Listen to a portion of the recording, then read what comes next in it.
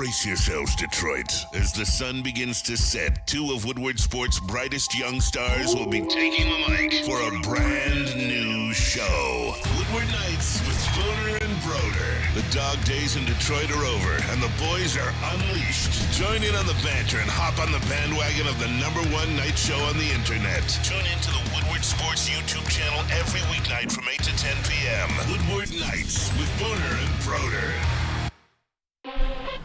Welcome into Woodward Nights. My name is, Woodward Nights with Booner and Broder. I'm still trying to get that down there. Woodward Nights with Booner and Broder. My name is Booner. I do not lose. Even though last night I lost, I still don't lose. Because want to know what? Tell me, Boone. I still won because Daniel Jones and his contract. We're going to talk about that in a little bit. I'm still a winner. My name is Booner. I've got Broder here as always. What's up? Woodward Sports, Detroit Lions beat writer.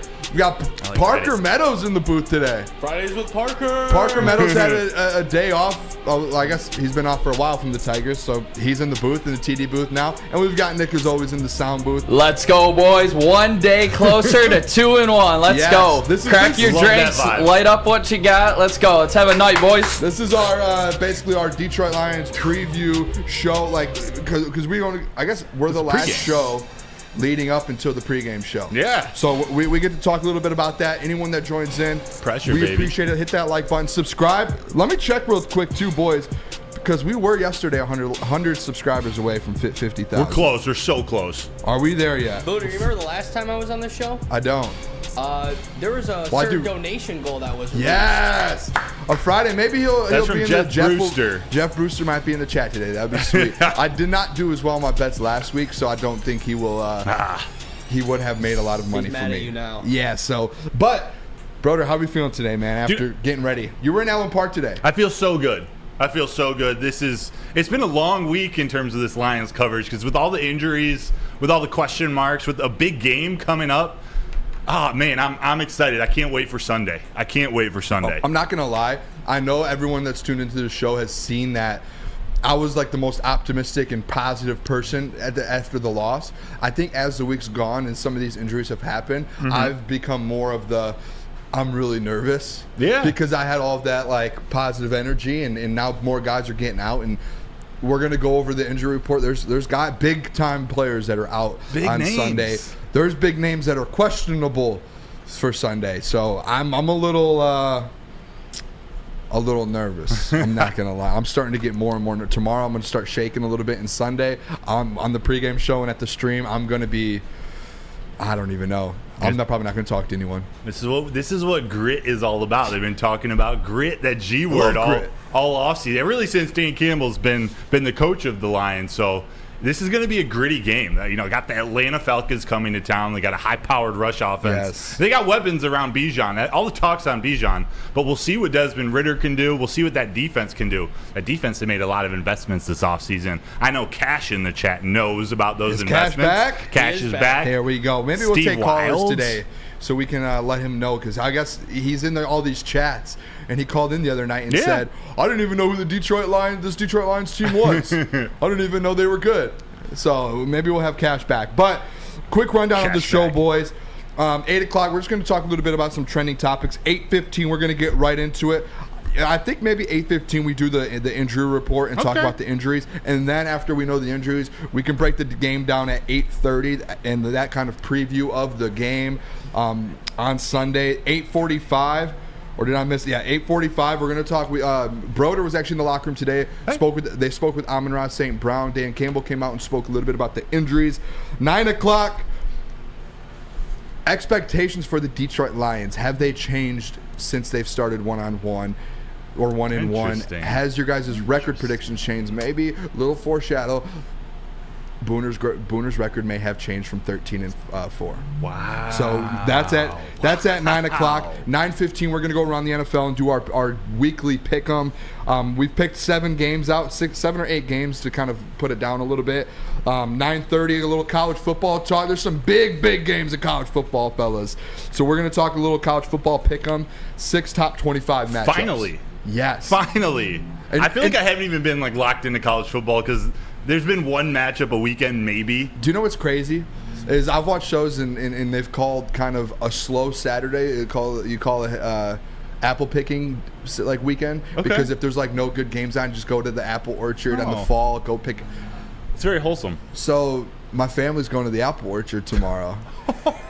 Are you going with them? I have to. It's the biggest Saturday of the year so far. Wow. There's 6 top 25 matchups. And then on top of that, for my birthday from a couple weeks ago, I'll have dinner with my dad and my grandma right after. So I'm going to be at the apple orchard, and then as soon as the apple orchard's done, I'm driving an hour to go have dinner with my other family and my other side of the family. So you don't really like sports. You don't like football. You would choose. If you guys know me, I love doing that. I'm pumped for the apple orchard. I love getting like cider and donuts, picking out. I love that stuff. But I'm gonna be on my phone so much, and I'm gonna be doing socials as well at the same time. So I'm gonna be like sitting there like games, bets. Like I don't know, man. It's gonna be a fun day. Family member pissed across the table from you for being on your phone the whole time. They're used to it, dude. I do the socials 24/7 at night and stuff, so they always see me on my phone. 9:40 though. Sorry, we got a little distracted. 9:40. We're gonna go around the room and get our game predictions and as well as our score predictions for the game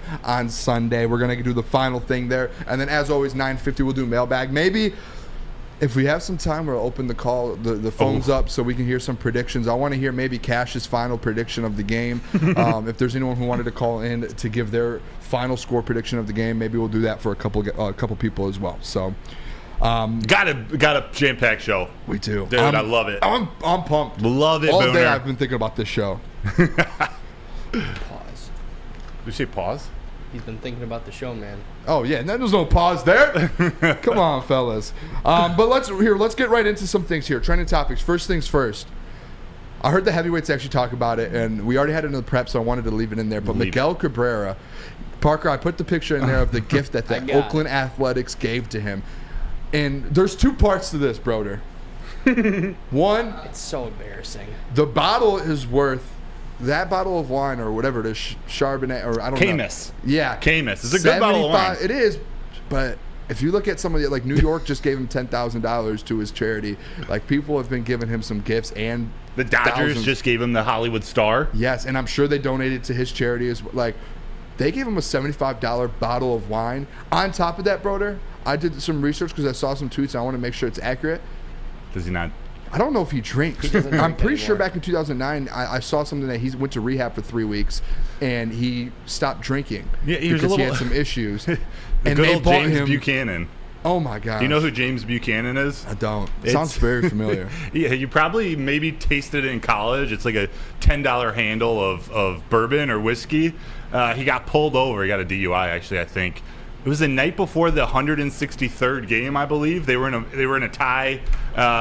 I forget all the details around it, but he went out. No. He went out cruising, got absolutely destroyed behind the wheel, and he got. Nick, you know about it? I can tell you. I remember the story, but yeah, that was before the Twins game, if I'm not mistaken. Yeah. 163. But how about the A's? Close the goddamn yearbook. They're probably still pissed about 06. That's why they're cheap on them like that. It's crazy that they did that. Someone, Steve Lehman, put in the chat, Boone's Farm. I've had that. Bro, you want to know something crazier about that whole like DUI story? What? So the guy that was in the car with him ran away, and so he still comes to Tigers games and goes downstairs to visit other players. That guy? Yes. Carlos Guillen? Yep. Jeez. No, it wasn't Carlos Guillen, was it? Well, I don't know the name, but I just said yeah because I heard the name, but no, this guy like still shows up to the Tiger games. It's just like interesting. The Oakland A's don't like to spend any money, do they, Booner? And apparently not. If I had a chance to give Miguel Cabrera a gift, I probably would spend triple that to get him something nice. I think personally, there have been some shows that this week on Woodward Sports that have gotten over 7,000 viewers, right? Didn't their game against the Tigers, they had like 6,000 fans in the seats? No like way. 6,300 or something. It's wild out there in Oakland. Oh, yeah. I'm going to tell you guys real quick about a show that is really good and gets a lot of views, and that is the Detroit Lions Woodward and Main show, Lions Insider. For all of your insider scoop, look at those 3 people up there. You can go tune into the Woodward and Main Street show there. Tuesdays from 7 to 8 a.m. and Sundays from 8 to 9 a.m. Gabrielle D. Phillips, Matthew Broder, our own, and Detroit legend Terry Foster all are up there. And I believe the episode will be this Sunday, 8 to 9 a.m., so make sure you guys tune into that on the Woodward Sports YouTube channel. Andrew Jones would gift Aaron Rodgers a case of Natty Light on his reunion tour. I would just his give farewell him, tour. I would give him a picture of.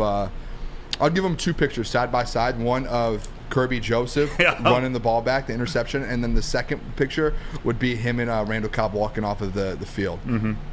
And then I would put the score right underneath it. Final game at Lambeau. I just love and that. I'll sign both of them. I just love that the Jets are now stuck with Randall Cobb and Alan Lazard. Imagine all if his boys. Yeah, and imagine if they did end up trading for Kirk Cousins, and now they have Aaron Rodgers on the roster and Kirk Cousins, 2 of the NFC North quarterbacks last year. We'll take it. That would be funny. They should just go after Justin Fields while they're at it. They might. He's on the he might be on the trade block. You said the word though. I said it yesterday. We got one. He's probably looking to get out of town. That's all I'm trying to say. Who? Justin Fields. Yeah, the quarterback over in Chicago. Point, after what's gone on, especially today and the other day, it's not looking good in Chi-Town. It's nothing. Chicago is on its way down right now. Another news here, real quick. Oh boy, Broder, this is a big one. Oh, Mr. Isaiah Buggs. We have all we've all been calling for it all week long. Actually, before even this week, last week we all called for it, and he put this up on his Instagram. Parker, do we have that graphic? Let me pull it up. I think it was one of the first ones earlier today that we threw in Slack. But he came out and said that I'll see you guys all Sunday. Thanks for getting me hard, JB. Thank you, Hollywood. And Dan Campbell came out and said, "Hey, he's gonna get a shot." And I did hear the reporter that was like, "So is he playing Sunday?" He was like, "He'll get an opportunity." Yeah, he'll get an opportunity. I got it. The very least you can get. Here we go. That. It says, "I stayed down and I stayed patient. See y'all Sunday." Purple Alien. He's back, baby. Yes. I mean, everyone's talked about it on shows today. Benito Jones can't be better than him. I mean, we saw the stats earlier this week of like the PFF rankings and the pressures and 0-0-0. They're all at the bottom of the league.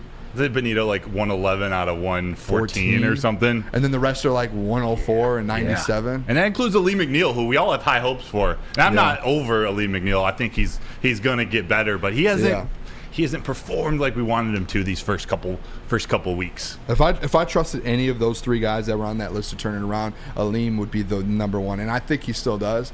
It's just you need people around you. Especially this game. Game. His last big game was against Saquon Barkley. We need another one of those efforts on Sunday against Bijan and Algier. It actually is perfect timing, isn't it? It is. He's due. Because they dominated and stopped Saquon last year. Now you have Bijan and Tyler Algier. That was one of the most dominant games I've ever seen out of a defensive tackle. Anyone. Ever. It was impressive. So hopefully he kind of turns that one around then. Last thing here in this topic here, let's just bring up the elephant in the room. Just let it fly. I had Giants plus 10.5 last night, and they got destroyed. They got crushed. But like I said, I never actually lose. When I lose, I always win. My point yesterday with Jared Goff not giving him that $50 million. Now you see why. Like Daniel Jones had that $45 million contract, and how is he looking right now? Like a bum. I'm not comparing the two, but I'm just saying, you give guys money. Wish you could spread that little dough around to some other players. I'm just saying, like a wide receiver. You think Tyrod Taylor's good enough? I mean, Tyrod Taylor could play if you get some other weapons around. He's the Giants' backup? Yes. Yeah. Oh, my gosh. Yeah. I don't think anybody agreed with that contract, though, at the time when he got it. I think everybody was pretty skeptical. Like, nobody believed in Danny Dimes. It killed quarterback contracts. Altogether. And Deshaun Watson killed quarterback contracts. That was the biggest shit show. The market just instantly moved up. Yeah. But you were talking, you never lose, though, Booner, but you're down. Did you know that we're playing each other in fantasy this week? Oh, no, I did not look at fantasy yesterday. You're down 38.9 points going into Sunday. Did I have anyone play? No. Oh, I've only had 2 players play, C-Mac and Kittle.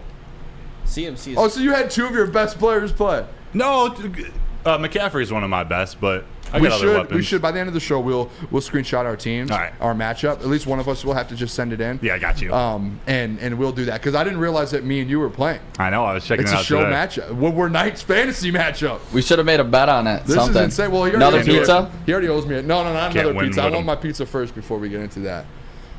Nice little Brooklyn pizza. I like pizza.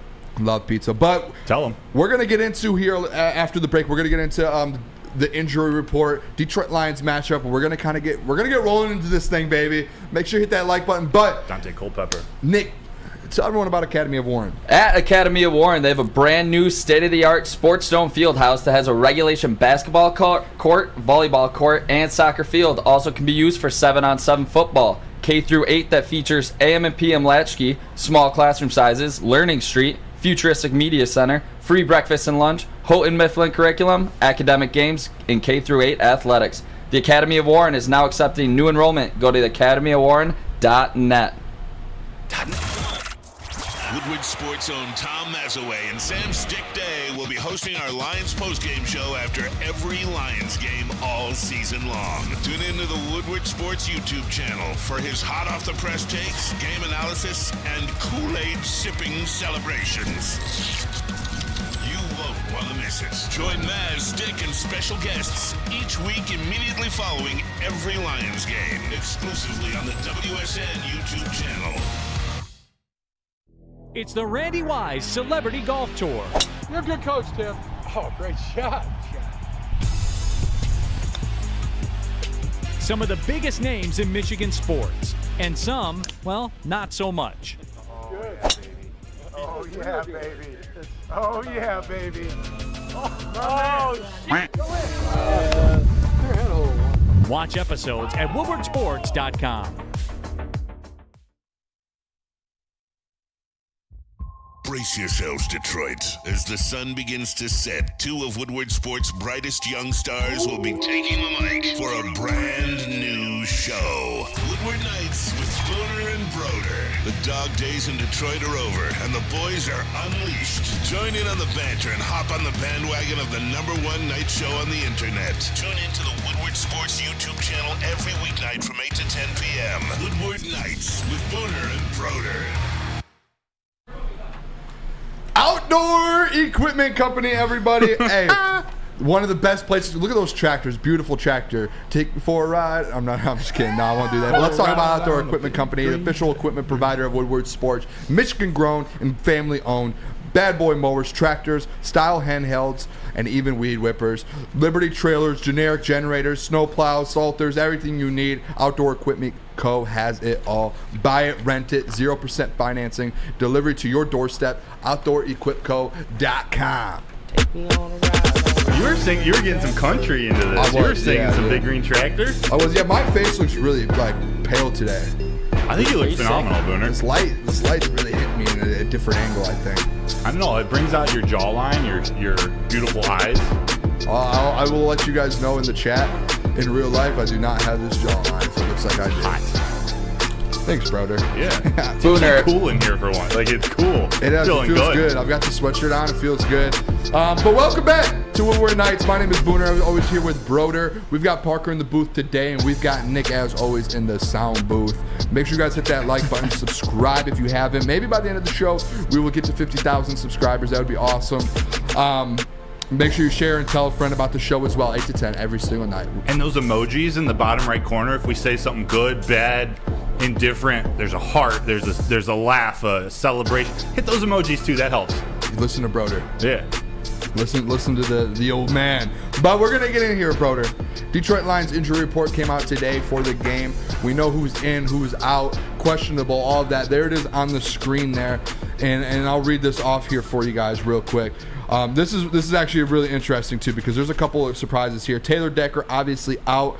Kirby Joseph is out for the game. Emmanuel Mosley out. Vitae out. David Montgomery is doubtful. He did not practice today, which to me, doubtful means he's probably not playing. They're doing that as kind of a strategic thing to show the other team, hey, maybe he will.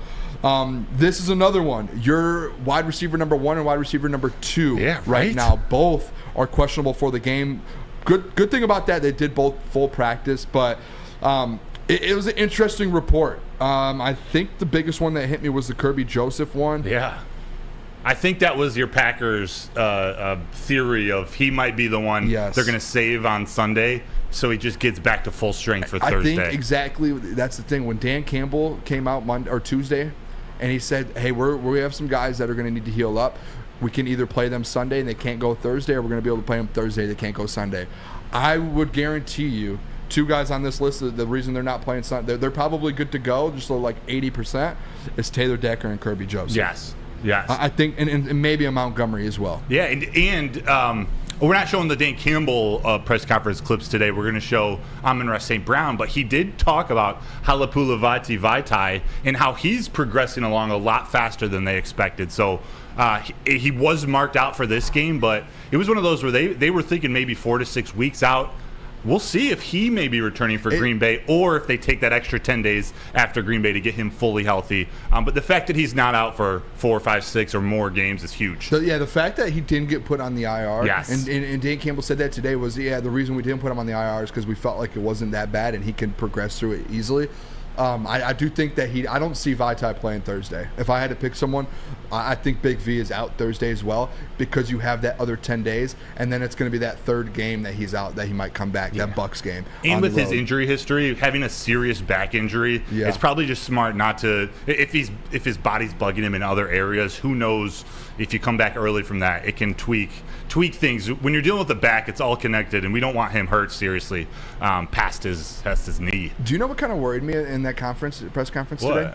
He did say that, obviously you want to keep some of these guys out to get more rest, but like a guy like Kirby Joseph, David Montgomery, Taylor Decker, he said on a short week, basically, when you play on Thursday, one of those days, Monday, Tuesday, you're going to probably have off or like a small walkthrough.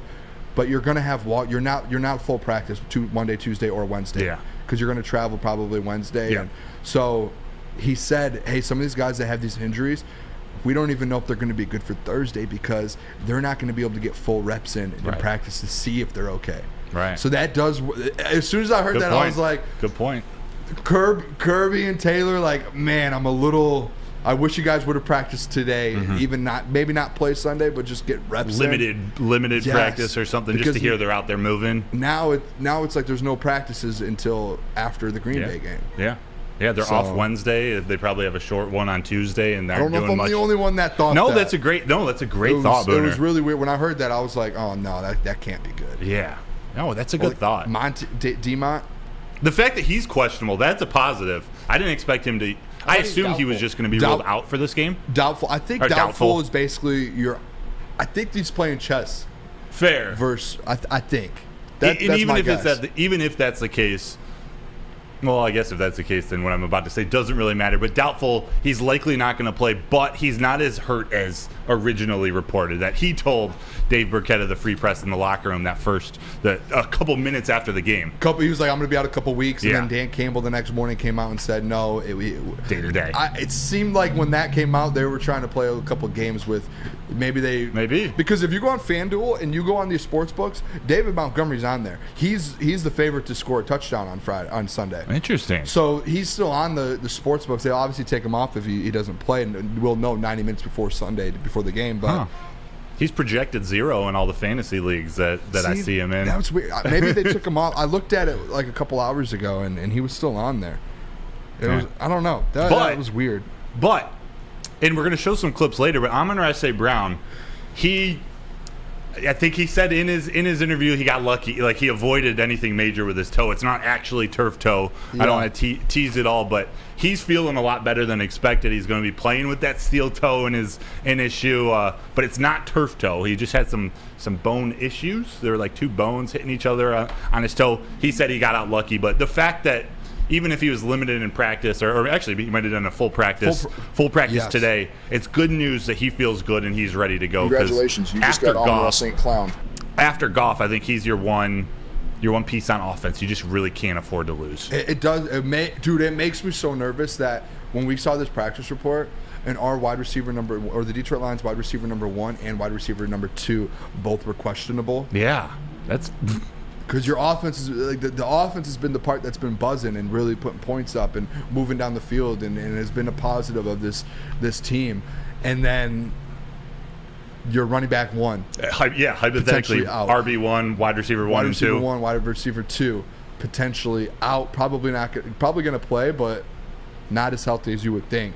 So I mean, maybe that just sets up for a rookie game. Jared Goff controlling the game. Jahmyr Gibbs, Sam Laporta.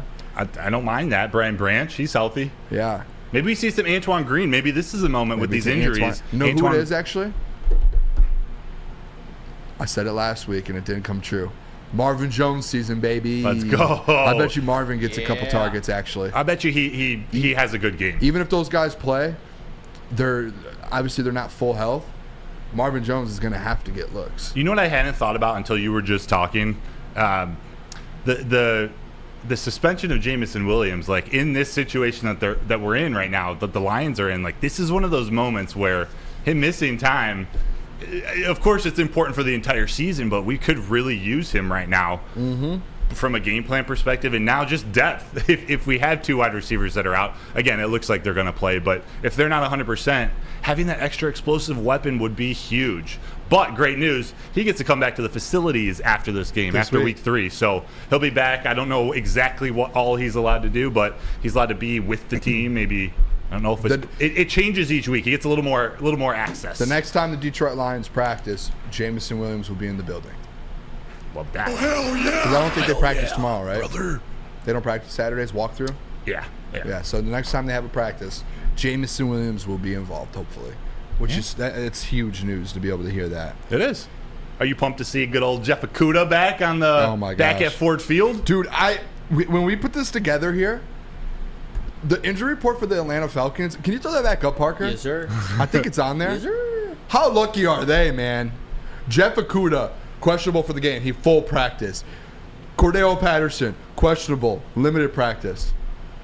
And the only starter on their list, Bud Dupree, is full practice. He's good. I didn't even name him just because he's the only guy that they have basically actually injured right now. Starting left tackle, safety, eventually starting cornerback, starting guard, starting running back, starting wide. That's our core. And you know what's crazy too, fellas? What's crazy? Detroit Lions are still favored by 3. Ooh, boy. With all these injuries today, like the line didn't move in FanDuel at all. Nothing moved. It still stayed at 3. Shout out Neil. That's the get right this week. I've already, as soon as I was watching the show, as soon as he said it, put the money on it.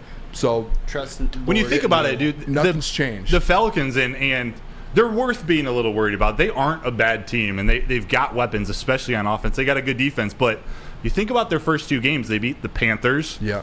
And they beat the Packers. The Packers, who were depleted too. They were missing Aaron Jones. They were missing David Bakhtiari. Like, they might be a little fraudulent. I don't think they are, but they might not be as good as it sort of feels they are. They haven't had any, like, compared to the Detroit Lions schedule, you played the Kansas City Chiefs at Arrowhead. I don't care who was playing, but that's still a tough team. That's tougher than the Packers or the Panthers, in my opinion. So you play them, and then you play the Seahawks, whether it's at home or not. The Seahawks are a playoff team. You just play 2 teams that are competing to go win the NFC, or the AFC and the NFC, compared to a rookie quarterback and a team that has no clue what they're doing right now, and then a Packers team who just had a brand new quarterback who's never started before and lost a bunch of all of their weapons. They have a whole new team. So the sample size you got from both of them, it's not really like you have a 2-0 team and a 1-2 team, or a 1-1 team. The 1-1 team obviously is better. The spread says it. I mean, before C.J. Gardner-Johnson went down, the line opened up Sunday night or Monday at 5.5. It got to 4.5, and then when the injury happened, it hit 3. Wow. So they know who the better team is, but just these injuries, man. That's why this talk, and before even all these injuries, we talked about this upcoming stretch being so important for the Lions. After we get through those first two weeks, we got the Falcons now, the Packers, Panthers, and Bucks before the Ravens. Like, this is going to be. I don't want to. We shouldn't tease. We're going to talk must win. Is this a must win later? There's going to be must wins in as well too. And I did have some conversations on that in the kind of has your outlook of the Detroit Lions changed and your record predictions change after week 1 and 2? Because if you do look at the next 3 or 4 weeks. You can't go 1-3. You can't go 0-4. I would argue you can't split. This team has a chance to go win some games, 100%. And they have a chance to leave the stretch at 4 or 5-1. So yes, they need to get 3 wins out of this. I think they do, especially going into Ravens and Raiders. But Booner, you want me to tell them about Mark White Real Estate? Would love it. Oh, cool, because when you're buying or selling real estate, flexibility and control over the sales process is key. So sellers, how would you like the ability, the freedom of canceling your listing agreement at any time for any reason with no penalty? Well, you can do that with Mark White and Associates minute-by-minute listing agreement. Try it today. If you're looking to buy or sell real estate, visit markwhitesells.com or call 248-290-8242. Again, That's markwhitesells.com, where flexibility meets success.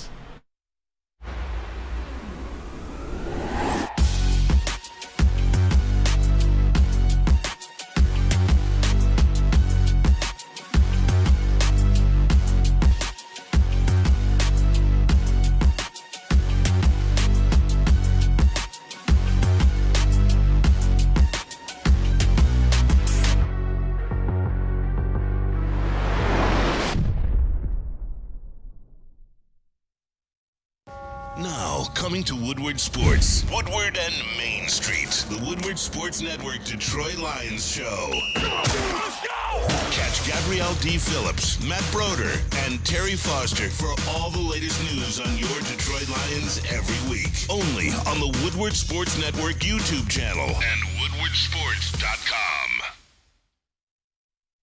At work and at home, we're there with smarter security solutions. Featuring complete automation with customized alerts and more. For over 90 years, we've been the company that's been counted on to protect what matters most, all with personalized service and care. Right now, for a limited time, receive a free video device plus free installation with a new home system. Guardian Alarm. We protect Michigan. Just in time for football, Glorious Cannabis is dropping a new ice water bubble hash infused pre-roll called Honolulu Blue. It smells so good, it's like the whiff of the first playoff win in 31 years. It's a gassy, aggressive strain named in the honor of Detroit football. If you haven't had one of these ice water pre-rolls, you are missing out. So smooth. Find them at Dispo Dispensary for 25% off. Code word Woodward Glorious. www.gloriouscanna.com.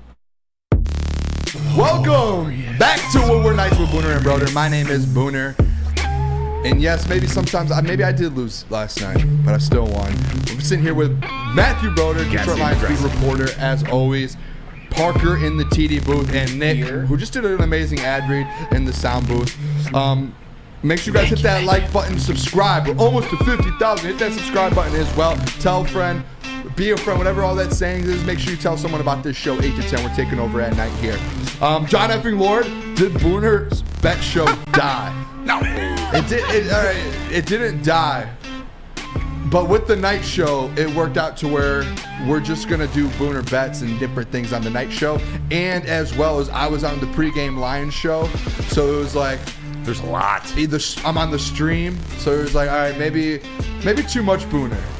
Don't go there. I don't know. Don't go that far. But it was just it was 7 days a week. It was 7 days a week of Booner, on the nighttime, on Saturday streams, all of that. But we will start. We'll still have like some Saturday streams here and there for the big games: Michigan State, Michigan, Ohio State. We will still have get stuff. Booner bets. Yes. When it's not its own show right now, but Booner is going to be betting, and you're going to be betting with Booner. I like it the way it is. Like I like it like this. I can give you guys my bets here on Friday night, so you guys come tune in to Woodward Nights for Booner bets, because I don't lose. And then tune in on Sundays. Every Sunday when the Lions play on the pregame show, I'll be there with Jeff Iafrady, giving my bets, and for the whole show too. So you get me. But we're going to start it off here, fellas. We're going to go into this Detroit Lions versus Atlanta Falcons preview here. Park, if you want to throw up that. Here, the series notes.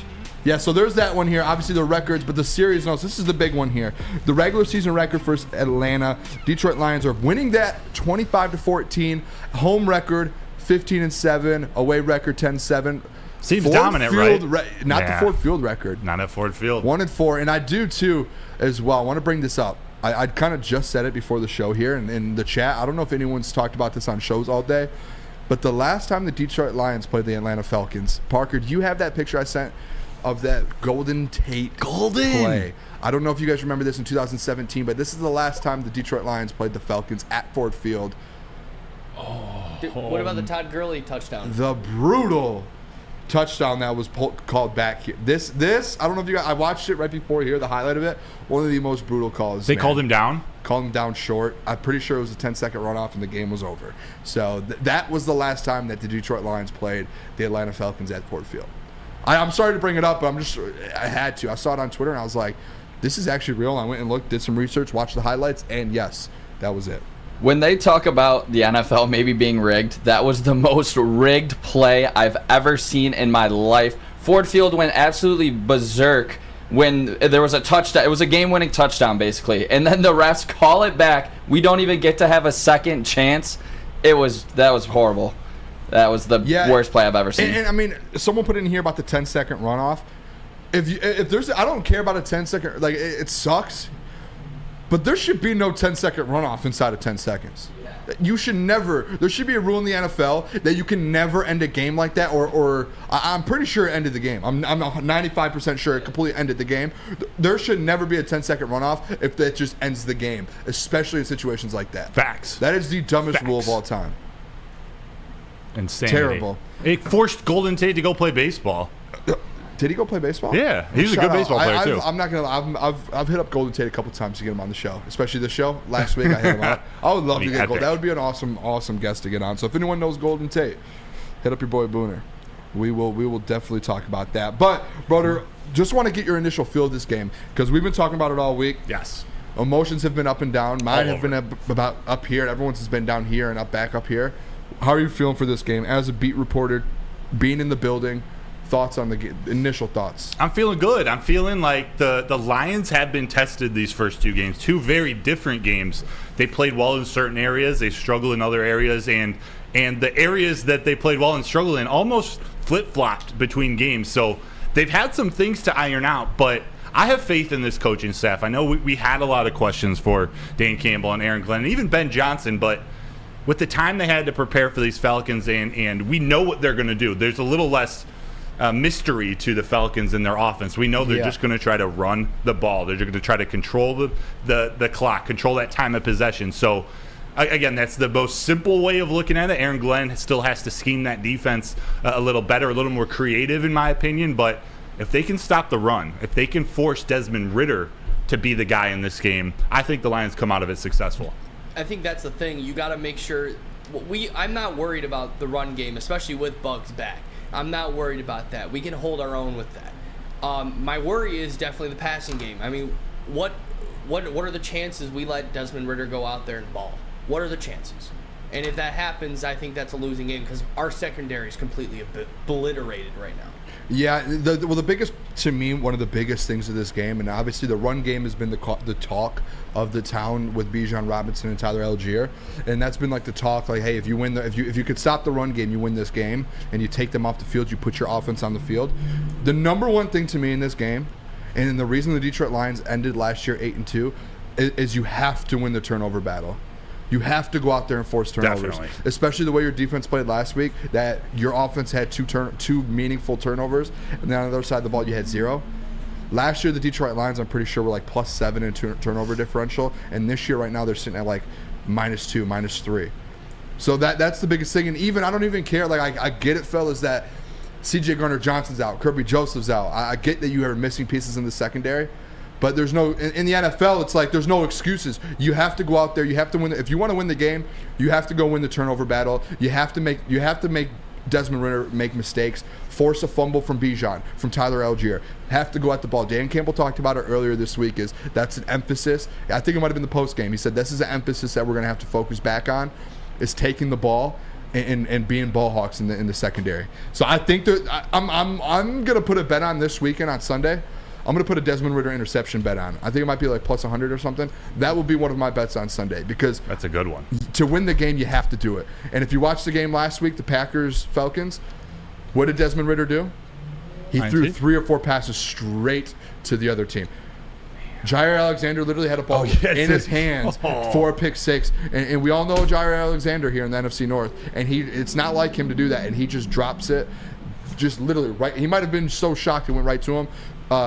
Quay Walker, ball right in his hands, dropped it.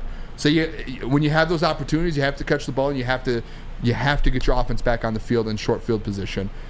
Maybe force a fumble. I wish I could bet on that. Booner, I'm going to put you on the spot. It doesn't need to be part of your bet, but who do you think is going to get that interception? Oh, man. I don't Kirby know. Joseph isn't playing. Brian Branch would be if I had to rank it, Brian Branch would be number 1. Tracy, I don't know. When I watched his highlights the other day, there were so many times where he could have, and he just tips it, and he doesn't seem like more of a turnover machine than like a C.J. Gardner-Johnson or Kirby. I would say Brian Branch, You just have to. Maybe you even see one of those situations where you see one of the DNs, like Aiden Hutchinson, get a That'd be tip nice. or get an interception out there on the screen. Wouldn't be surprised. So that would be that's how, because Quay Walker, he was literally right. Like, so there's guys there that can do it. Maybe we see a little Stephen Gilmore. Maybe he comes in. He's in a short time on the field. I know it was just preseason. He had a big pick 6 against Carolina. Maybe he gets in there. I know John Effing Lord loves him some Stephen Gilmore. Jeff Berg, man, come on. What do you say? Will Harris pick 6. I don't want to see Will Harris on the field. That's mean. We probably will, but he's bad. Lucas has put me extremely. He's shown me a lot of film. All right. So I almost burped there. Sounded like I was about to cry. It did. He showed me a lot of film. I was like, Will Harris really got to me. Sad violin. I also think this game's going to come down. Actually, before I say this, do you have a post game read? I do. Jump. Then I'll tell you what I'm Let going to say. me tell you guys about the post game here. Look at those two beautiful human beings up there. The Woodward Sports Lions post game show, directly after the Lions games. Make sure you guys tune in. Tom Mazaway, Sam Stick Day. You guys will have a full crew in there after the game this Sunday. It's going to be exciting. They'll talk about, break down the game, players, win or loss. These guys show up, and they're going to bring the energy, whether they win or loss, and talk about this game. So make sure you guys tune in directly after the game on the Woodward Sports YouTube channel. I think to get a little more granular with this, I think for both teams on offense, this game's going to be won or lost on first down. Yes. You know what I'm saying? I like that. I also had another one too. I'll let you finish that off, but I have another one with okay, that. then I'll be quick-winded with this. Take but your time. No, but the Lions, I believe they pass on 37% of their first down, so that's 63% that they're running the ball. Then you get to second down. 71% pass on second down when they're not in short yardage. So they're trying to get a chunk of yards on first down. Their game plan is to get a big chunk of yards on first down in any way they can, and then use the run on second and short to set up, whether it's the next first down or another third and short, set up that play action, set up the unknown of their offense. So I think Atlanta's going to be stacking that box early. They're going to be playing cover 3 and putting as many bodies in there to offset the unknown of what Detroit's going to do running the ball on first down, especially without Montgomery. So both teams are going to have to scheme a little bit different to these offenses. What did you have to say? So mine was more so on our defense too, but it was about the downs there. One of my biggest things is on defense, you have to get off the field on third down. Yes. You have to get off the field Great on third call. down. And versus Seattle, I think maybe it was like they were 5 for 6 or 6 for 7 or something on third downs. I don't have the stat in front of me, but it feels like with this Detroit Lions defense, it was like this last year with the tight ends. It's always like a third and manageable, like a 3rd and 6, 3rd and 7. And the tight ends, the linebackers always seem to let these tight ends open. You have to get off the field on third downs. You don't want to let this team get off in these 80-yard, 75-yard drives and just keep converting on third downs. Get off the field. Last thing I have here on this breakdown of the game, and I think you guys all will agree with me on this. Dan Campbell cannot make mistakes on Sunday. That's facts. He cannot make mistakes. If he has a chance to take some points, and I know half the fans are over here and the other half of the fans are over here. Let me see. Let me get my... Half the fans are over here and the other half of the fans are over here. I'm like taking points, going for it on fourth down. Oh, if you're going to do it, be consistent. Oh, he does it all the time, and he's one of the best in the league at converting in fourth downs and getting points off of that. Like, there's all these different things, but at the end of the day, a game like this, when you're going up against a Falcons team who wants to run the ball and take the ball out of your hands and not give you time, you have to take all the points you can get. If you can get 3 points, take 3 points, because this game is going to be a 21-17 game, a 24-21 game, a 17-14 game. It's going to be a battle with two defenses that are going to try and begin stops and offense that's going to try and keep you off the field running the ball. And Parker, I want you to throw up that graphic, because if Dan Campbell goes up there on Sunday and makes any mistakes, this will be me on this. No, not that one. That one.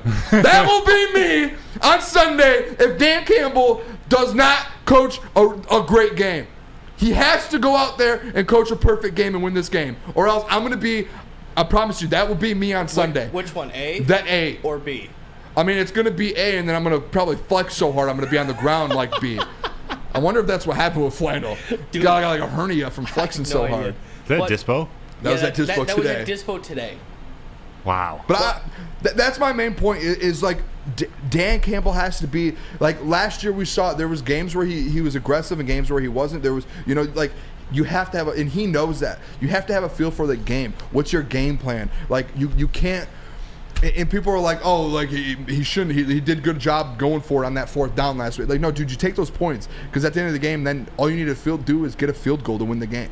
Stay consistent. I think that's the best thing I can say. Throughout the game, you got to stay consistent. If you're going for it on 4th down with 3 yards, go for it on 4th down with 3 yards as much as you can, because if you were going to trust your players to do that, you should do that every time. Well, not every time. They're like, even last week, a lot of people were making the points where it's like, oh, well, if you did it in certain spots, you don't score that touchdown with the Amon-Ra at 4th down. Well, let me tell you something. That was on like the 12-yard line. Yeah.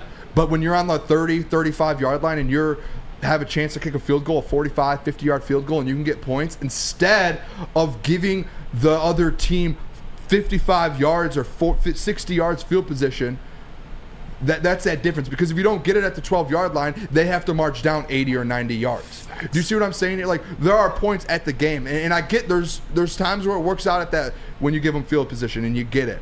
But if you're confident enough you have a play and you know that the other team, you found a weakness that you can take advantage of, do it. But when you do it every time, they're going to stop you once in a while, and they're going to go get a touchdown out of it. So yes, take the points. And when we come back, we're going to be talking about Amon-Ra St. Brown's press conference today. But when Dan Campbell gets those thoughts of he's got to trust his gut. And when he gets thoughts that aren't trusting his gut, he has to tell those thoughts to what? Stay out. Stay out. Guardian Alarm, baby. Customized solutions from real experts. Our professional technicians take the time to recommend security and automation solutions specific to your needs. 24/7 professional monitoring. Call us any day or night and know that a Guardian Alarm team member will stay on the phone as long as needed. Technology backed by people. Your safety and security deserves technology that is proven to work and people who have proven to care. Everybody, what are we calling? 1-800-STAY-OUT. Come to any Lady Jane's Haircuts for Men for an award-winning haircut experience from one of our talented stylists and register for a once-in-a-lifetime opportunity to win an all-expenses-paid suite for the 2024 NCAA tournament for you and 5 of your best buds. That's right, college basketball's most elite event. You and your 5 best friends just get to any Lady Jane's today for an award-winning haircut experience and automatically register to win the trip of your dreams. Lady Jane's Haircuts for Men, open 7 days a week. Walk in anytime. Lady Jane's, it's wicked awesome.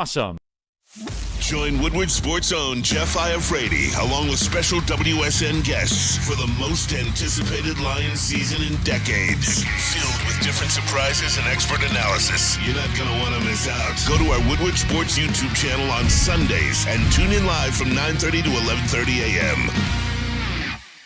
The sports marketing agency would not be who we are without great community partners like Higuera Health and Carol Zaniga. It's an awesome opportunity to partner with your organization. Higuera Health is a comprehensive behavioral health organization. We serve children through older adults with mental health, substance use, and developmental disabilities across Western Wayne counties, and really excited to now be in downriver communities as well. Give us a call at 734-458-4601.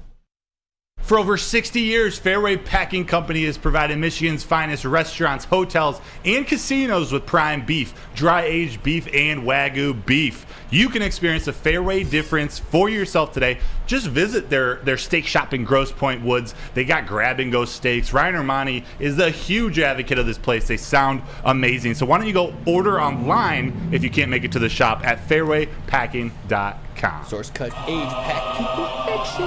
Yeah, that's their little thing, eh? Yep. Welcome back.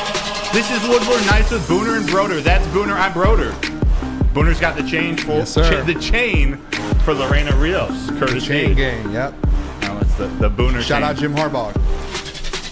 I'm missing a little reference there, Jim Harbaugh? Jim Harbaugh, yeah. When he was suspended on Saturdays, he was going to his kids' Pee-wee football games. And he was on the chain gang. Oh, that's awesome. There's like pictures of him out there like on Saturday while Michigan's like about to play, and he's just out there chain gang. I love that. Jim Harbaugh. For the people.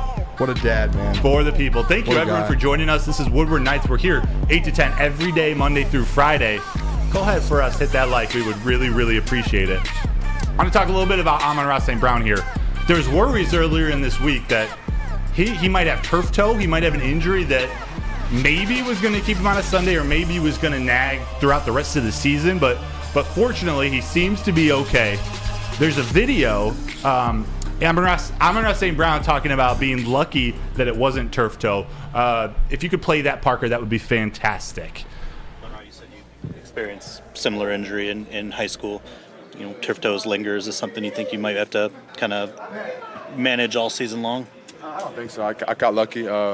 It's not turf toe, so I think I'll be fine. I know we have a quick turnaround game after this week, so after that, though, I think I'll be good.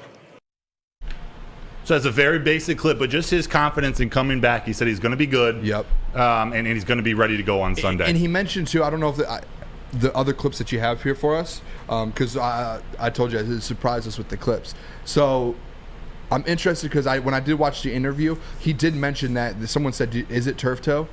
And he goes, I don't know if it was in there. He goes, no, it's not turf toe.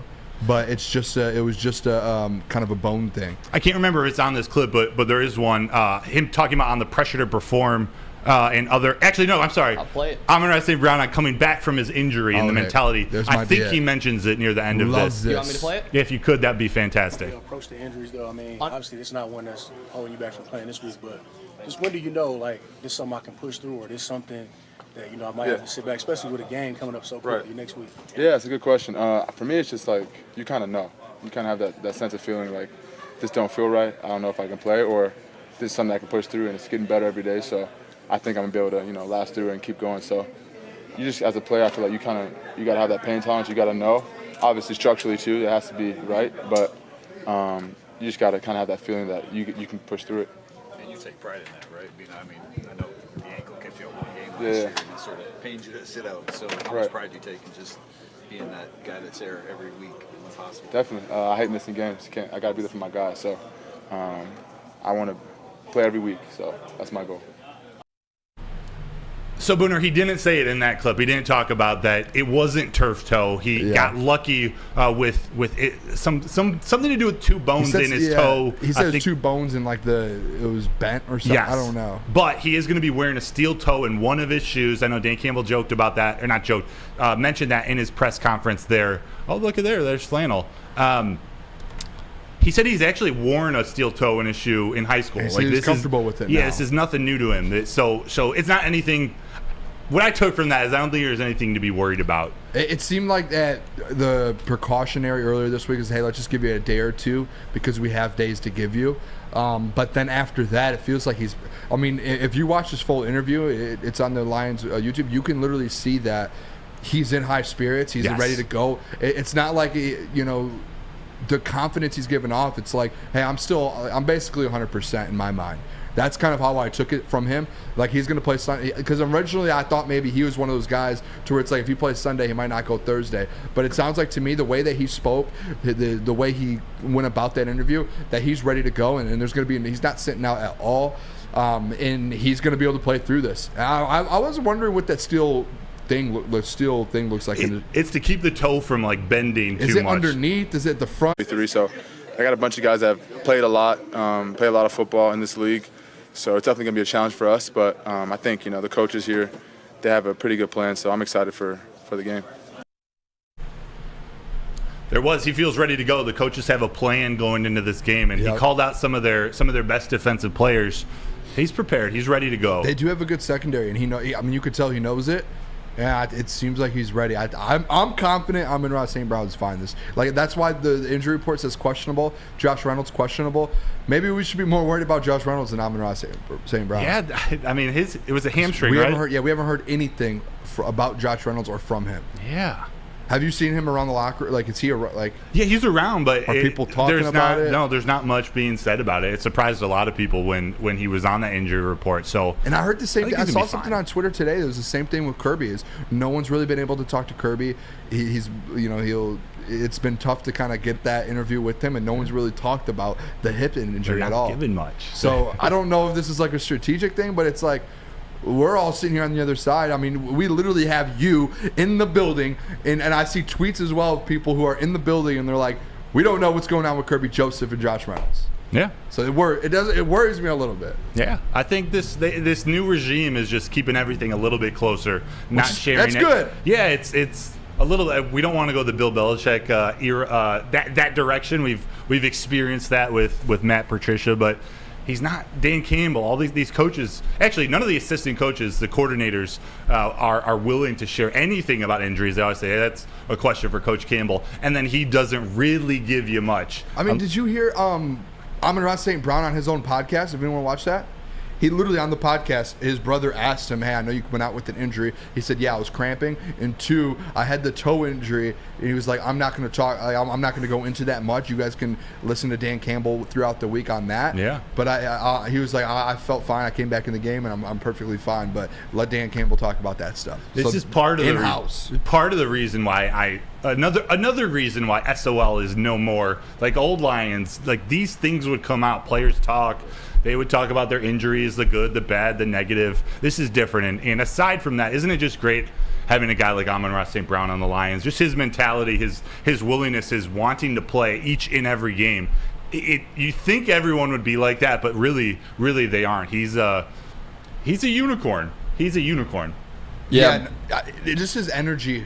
He's a captain now. His energy. Yeah. He's a great player. If you guys watch that full interview, like he cracks some jokes.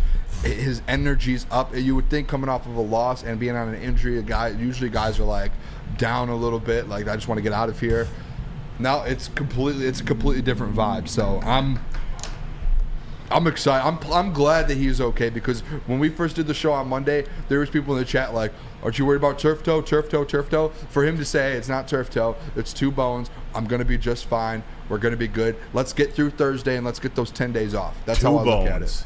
2 bones. I got one more clip for you, and it's more of a call out to the fans, or an apology, a little bit of acknowledgement.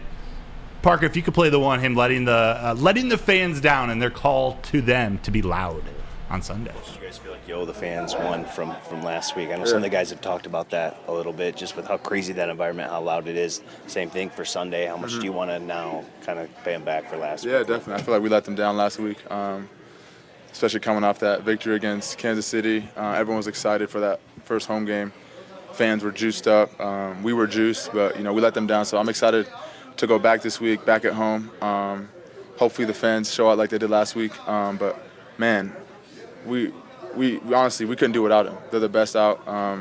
They were loud, supportive. I just hope it's the same as last week, because we got to make it up to them, definitely. Show out! Show up and show out, fellas. They feel it. They feel bad. They do, yeah, and it makes me nervous too, because you had all of that hype, and then you go in there, all these, it was packed. So it's like, is it going to be a little bit down? Are the fans like, no? You got, if you're in this chat watching right now, and you have season tickets or you have tickets, go there, be loud, one pride, all of that. Keep that same energy from last week. Let's carry it over. The players want that back. Like they were literally like, last week was insane. We want that every single game. Let's change Ford Field and let's make things different. And we have to do that consistently. We apologize. Like he said it there. Like we apologize to all the fans for losing, but we're gonna make things right. And it feels like Sunday they're gonna make things right. 100%. So why don't you guys come on back? We're gonna take a quick break. We're gonna be talking more about predictions coming up. And real quick, George Eagle. I just got my voice back from last Sunday. I'm ready to lose it again this Sunday. Let's go, George. Let's go, George. All right. Let me talk to you. Let me tell you guys real quick though about Planet Fitness, where you can go before you're there to strengthen your voice. I was there today. Yes, Planet Fitness is the home of the judgment-free zone, where anyone, and I mean anyone, George, if you want to go there, work out your voice, go do it. You can feel comfortable and work there on your fitness goals. We are here to help you build a lasting, active lifestyle. At Planet Fitness, you will experience squeaky clean gyms, cleaned just by Matthew Broder, that has tons of equipment, full body workout in just 30 minutes, and all memberships include a fitness training. Thanks. Make sure for more information or to join today, head over to your local Planet Fitness or go to www.planetfitness.com, where your fitness is essential. By now you know me, Christina Gennari, as the obvious choice in real estate. And you know my website, soldchristina.com, as your #1 resource for buying or selling your home. Myself, along with my amazing staff, pride ourselves on making your home buying and selling experience a relaxing and easy one. Come see why we are the obvious choice. Christina Gennari at soldchristina.com, the obvious choice in real estate. Brace yourselves, Detroit. As the sun begins to set, two of Woodward Sports' brightest young stars will be taking the mic for a brand new show. Woodward Nights with Booner and Broder. The dog days in Detroit are over, and the boys are unleashed. Join in on the banter and hop on the bandwagon of the #1 night show on the internet. Tune into the Woodward Sports YouTube channel every weeknight from 8 to 10 p.m. Woodward Nights with Booner and Broder.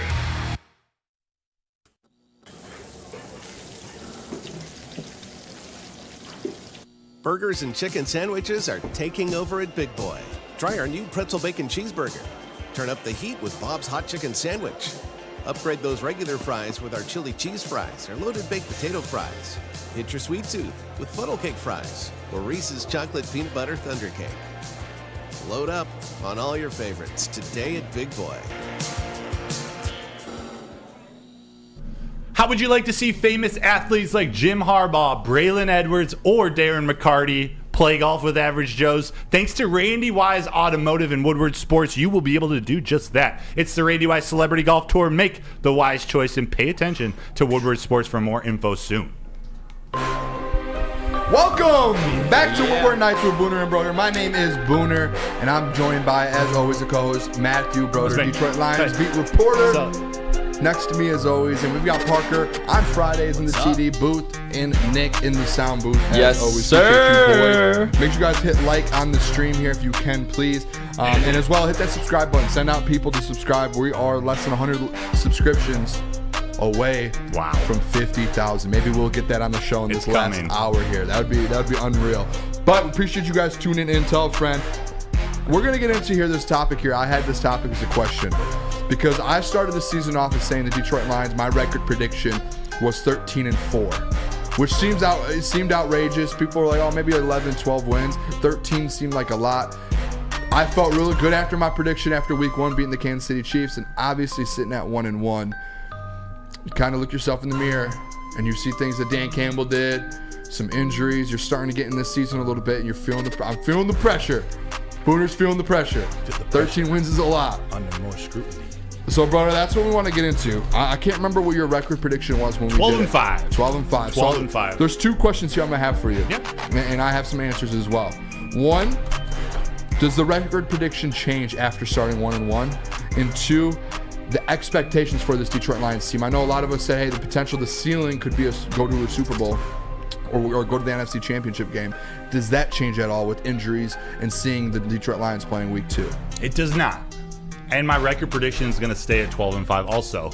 In my record prediction, I had them splitting the first two games before the season when we made the record prediction. I know I picked them to beat Seattle after they went and beat the Chiefs, but when I made that record prediction at the beginning, I believe I had them losing to the Seahawks too. So I'm going to keep it at 12-5, and although I'm a little, I don't want to say concerned, although this loss to the Seahawks was a little surprising how they lost, the way in which they lost, pairing that with the injuries to serious contributors on this team all over the field, especially on offense, and then the loss to C.J. Gardner-Johnson and James Houston for an extended amount of time on defense. That's tough. But I do believe that they still have the roster. They still have the coaching staff. They still have the pieces that can carry this team to a deep playoff game, into maybe that NFC Championship game.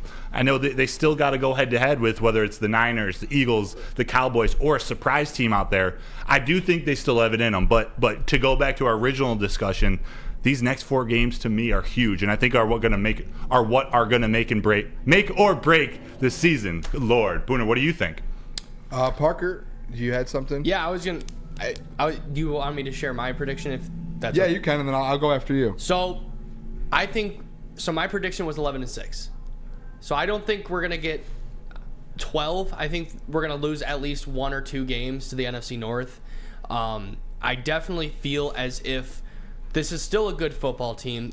Even good teams lose. The Kansas City Chiefs lose games. The Philadelphia Eagles lose games. We're not a perfect team. No one's a perfect team. So I think it's realistic to have double-digit wins this season compared to last year, especially with how much more complete not just our offense but our defense is. I mean, I wouldn't say our defense is a complete defense.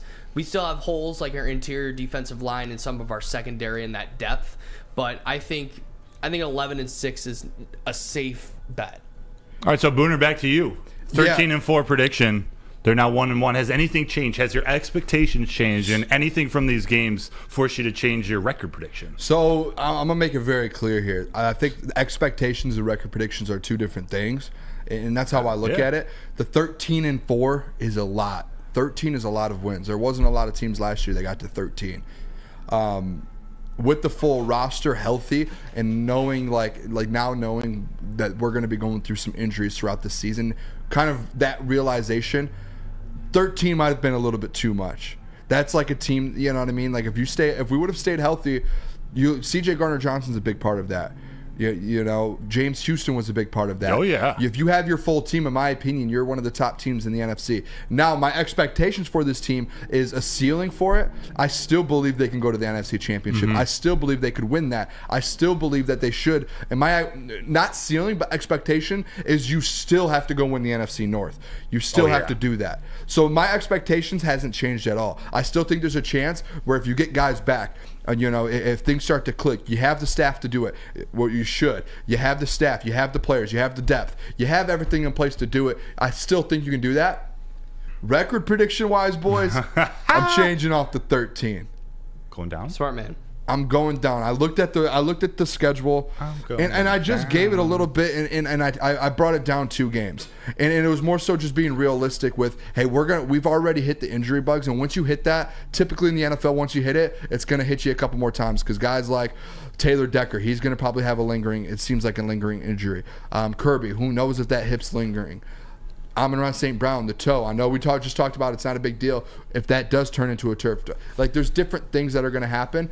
And with the depth, I still feel like this Detroit Lions team will win the NFC North. And they still win 11 games at least. You have to go out there and go 11-6. You have to do it. That is my expectation. That is my floor for them now. 11-6 is it. That gives you chances to go out and lose 5 more games, right? And you still probably win the NFC North because you should beat your NFC North game. You should beat the Packers twice. You should beat the Bears twice. And me, really, you should beat the Vikings. You should go 6-0 in the NFC North. Yes. Which that gives those teams 2 more losses. Like, that works out to where you win the NFC North at 11 games. And that should be your expectation. There's games that are out there. Monday Night Football, Raiders. You should win it at home. Raiders are still, you love them. Jimmy Garoppolo knows how to win. It sure the Chargers, does. They're 0-2, but you go on the road. Chargers is a tough football team. There's tougher games out there that you're going to play. The Ravens. Cowboys. Yes, there are games out there that are going to be tough. So, more realistic on my end. I did have them starting off 1-1, but with the injuries and looking at different things like that, I think 11 is fair. I think that should be the floor. And I hope no one really disagrees with that because putting 11 as your floor seems to be fair with this team with injuries as well. Yeah. How about this, Parker? Could you put a poll up that says, what do you believe, or whatever language you want to use, what do you believe is the Lions' floor now? 9, 10, 11, or 12 games? The floor. I like the that. Floor. That should be a good poll. What, 11, 12? What is the floor? Just what do you believe is the Lions' floor? 9, 10, 11, or 12 games won?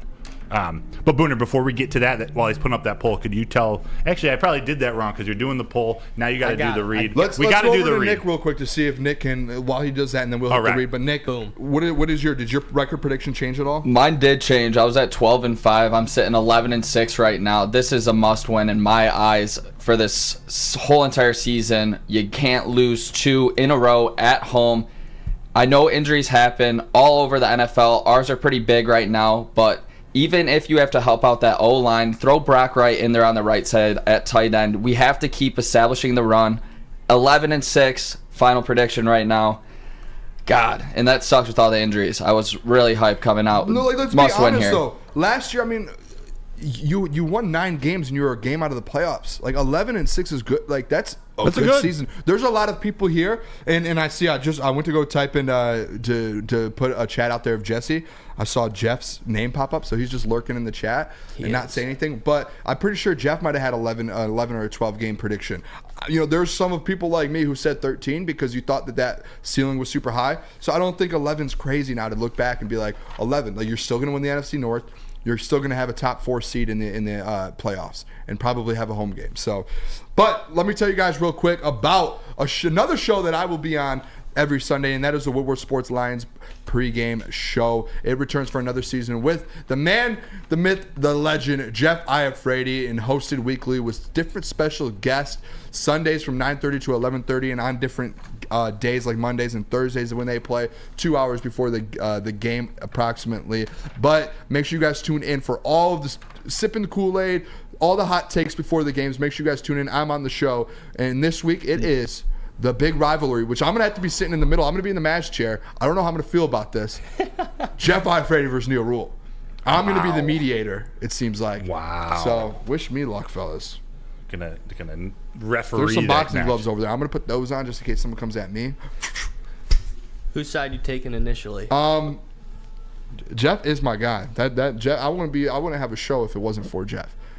But I love Neil as well. And Neil's the man too. Wow. I'm going to go into it just with an open mind, and I'm just going to try and break the boy. You know what I'm going to do? What are you going to do, Booner? Try and make the boys friends. Wow. We're going to try and bring them together. I'm going to go a little Steve Harvey on them. That's terrible. No more name calling. Yeah, we're no more slapping in it. We're gonna go Steve Harvey. Charles Barkley.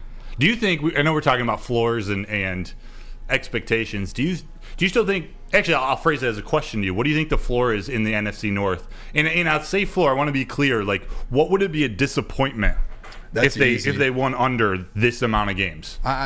In the NFC North? In the NFC North, yes. You have to games. at least win 5 games. Last year, you went 5-1 in the NFC North last year.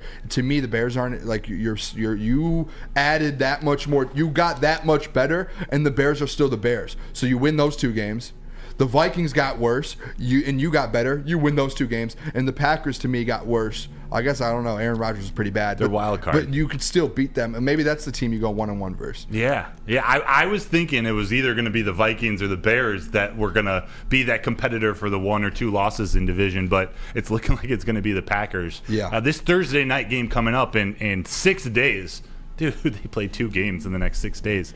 This Thursday night game at Lambeau, I know they just beat the Packers early January. And week 17, the last game of the season, they went in and they sent Aaron Rodgers off. They got to go in on Thursday and play well. It's a trap game for sure. We don't really know what they're going to be like. Yeah. We don't know how healthy Aaron Jones is and Bakhtiari, their offensive line. But Jordan Love, he looked okay game 1. Not as good game 2. We'll see. Booner. It does make me a little nervous too that you're sitting there and you're playing on that short week. Yeah. Like you have an NFC North match. I think that's why some of these guys are sitting out. Is just like you know how like pivotal this NFC North matchup is, because you have to, if you beat them, that gives them a loss. Like that puts them down the standings. So it's a huge game. Huge. It's one on the road. That's probably to me that's the toughest NFC North game on the road at Lambeau. Yeah, you avoid going to Lambeau in the colder months where it could get rough out there. Which typically you have to do. It feels like typically you do. So now you get them early on, nice weather, but it's on short rest. So a little bit of disadvantage there for the Lions. Yeah, but and this Steve, is where Steve Lehman did say Green Bay has the same amount of days to prep. That is completely fair as well. True. If they have injuries, that's the same exact thing. Facts. Traveling to Lambeau is it ain't no joke. It is the real deal. But Booner.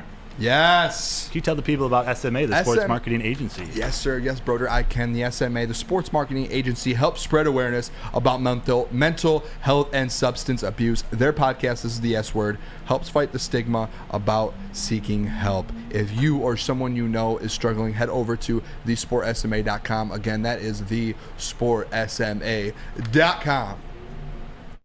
Now, coming to Woodward Sports, Woodward and Main Street, the Woodward Sports Network Detroit Lions show. Let's go! Catch Gabrielle D. Phillips, Matt Broder, and Terry Foster for all the latest news on your Detroit Lions every week. Only on the Woodward Sports Network YouTube channel and woodwardsports.com.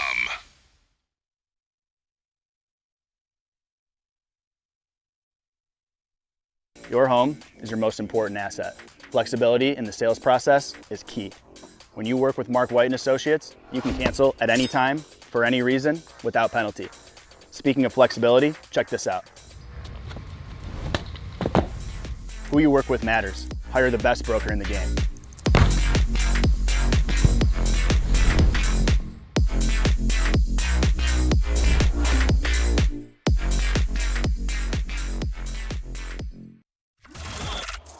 Woodward Sports' own Tom Mazaway and Sam Stick Day will be hosting our Lions postgame show after every Lions game all season long. Tune into the Woodward Sports YouTube channel for his hot-off-the-press takes, game analysis, and Kool-Aid sipping celebrations. You won't want to miss it. Join Maz, Stick, and special guests each week immediately following every Lions game, exclusively on the WSN YouTube channel. Do you have football on the brain? Fall Yes. ushers in college and professional football, and this fall has already been amazing. Fall's also a great time to shop for your home and auto insurance. So why don't you shop at Swiss Insurance? You can shop it like a pro. They cover Woodward Sports Network, and they should be covering you too. Ask for Mark at Swiss Insurance today at swissins.com or call 248-800-4177. Welcome back to Woodward Nights with Booner and Broder. My name is Booner, as always. And sitting here next to me, Matthew Broder, Detroit Lions beat reporter for Woodward Sports. We've got Parker in the TD booth. Appreciate you, Parker. Fridays, Parker. And Nick in the sound booth. Yes, sir. One day closer to the weekend. It is the weekend. It is Welcome. the weekend. Hey, man, get it together, bro. My bad. You're going to have to shave that mustache off if you do that again. No, Detroit Mario. But we're going to get into it. If you guys haven't yet, make sure you hit that like button. Hit subscribe. Let's try and maybe we'll get to 50,000 before the show ends in the next 45 minutes. But hit that like button and tell a friend about the show. 8 to 10 daily. We're here. Don't miss days. We are here. But now we're going to get off the Lions just for about 15, 20 minutes here. We're going to go into around the NFL. Broder, do you have the records from last week? Oh, I do. I sure do. If you do, want to hit the records there. This week, we're just going to do 7 or 8 games. It's money line, pick 'em. I went through and I got the games. I took the games out that were like 10-point spreads, 9 points, since we're doing money line. Yeah. So I got all the closer games so we can lock in on those and not do the spreads. After week 1, Booner in 4th place with a 6-7 record. Wait, tied for third. Tied for third. Tied for third. That would be me, Matt Broder, with a 6-7 record. But the tiebreaker goes to the tallest person on the desk. Yeah, the uglier one gets the tiebreaker. And in second place, Parker, 8-5, coming in at first. Nick, 8-5. You lucky dog. Nicholas Cola. That's our guy. Listen, just listen. I'll feed him to you. It's me. I'm Mario. All right, I'll start us off. I'll go around the room here. Let's start Booner, with ask me. First game, Titans heading into Cleveland versus the Browns. Browns are 3.5-point favorites. Remember, we're just doing money line here. We'll go with the booth guys first. Dude, send it. And we'll go to them quick, and then we'll come back to us so we can get through the segment here. So, Nick? Going with Myles Garrett and the Browns, baby. Give me the Browns. The Brownies. Parker? Give me the Browns. Browns as well. I thought he said Browns over here. It was quick. No, Parker. He took. I'm literally taking the quick seriously. He did. I'm gonna go with the Titans. Slow it down a little bit, brother. I'm going with the Titans. They're going into Cleveland. I don't know. There's something about that Nick Chubb injury. I do like Jerome Ford. I don't like Deshaun Watson. I think the Titans go in and massage them to a loss. It's the second week in a row you did that. I am rolling with you, Broder. Me and you we're in last place, and they're ahead of us.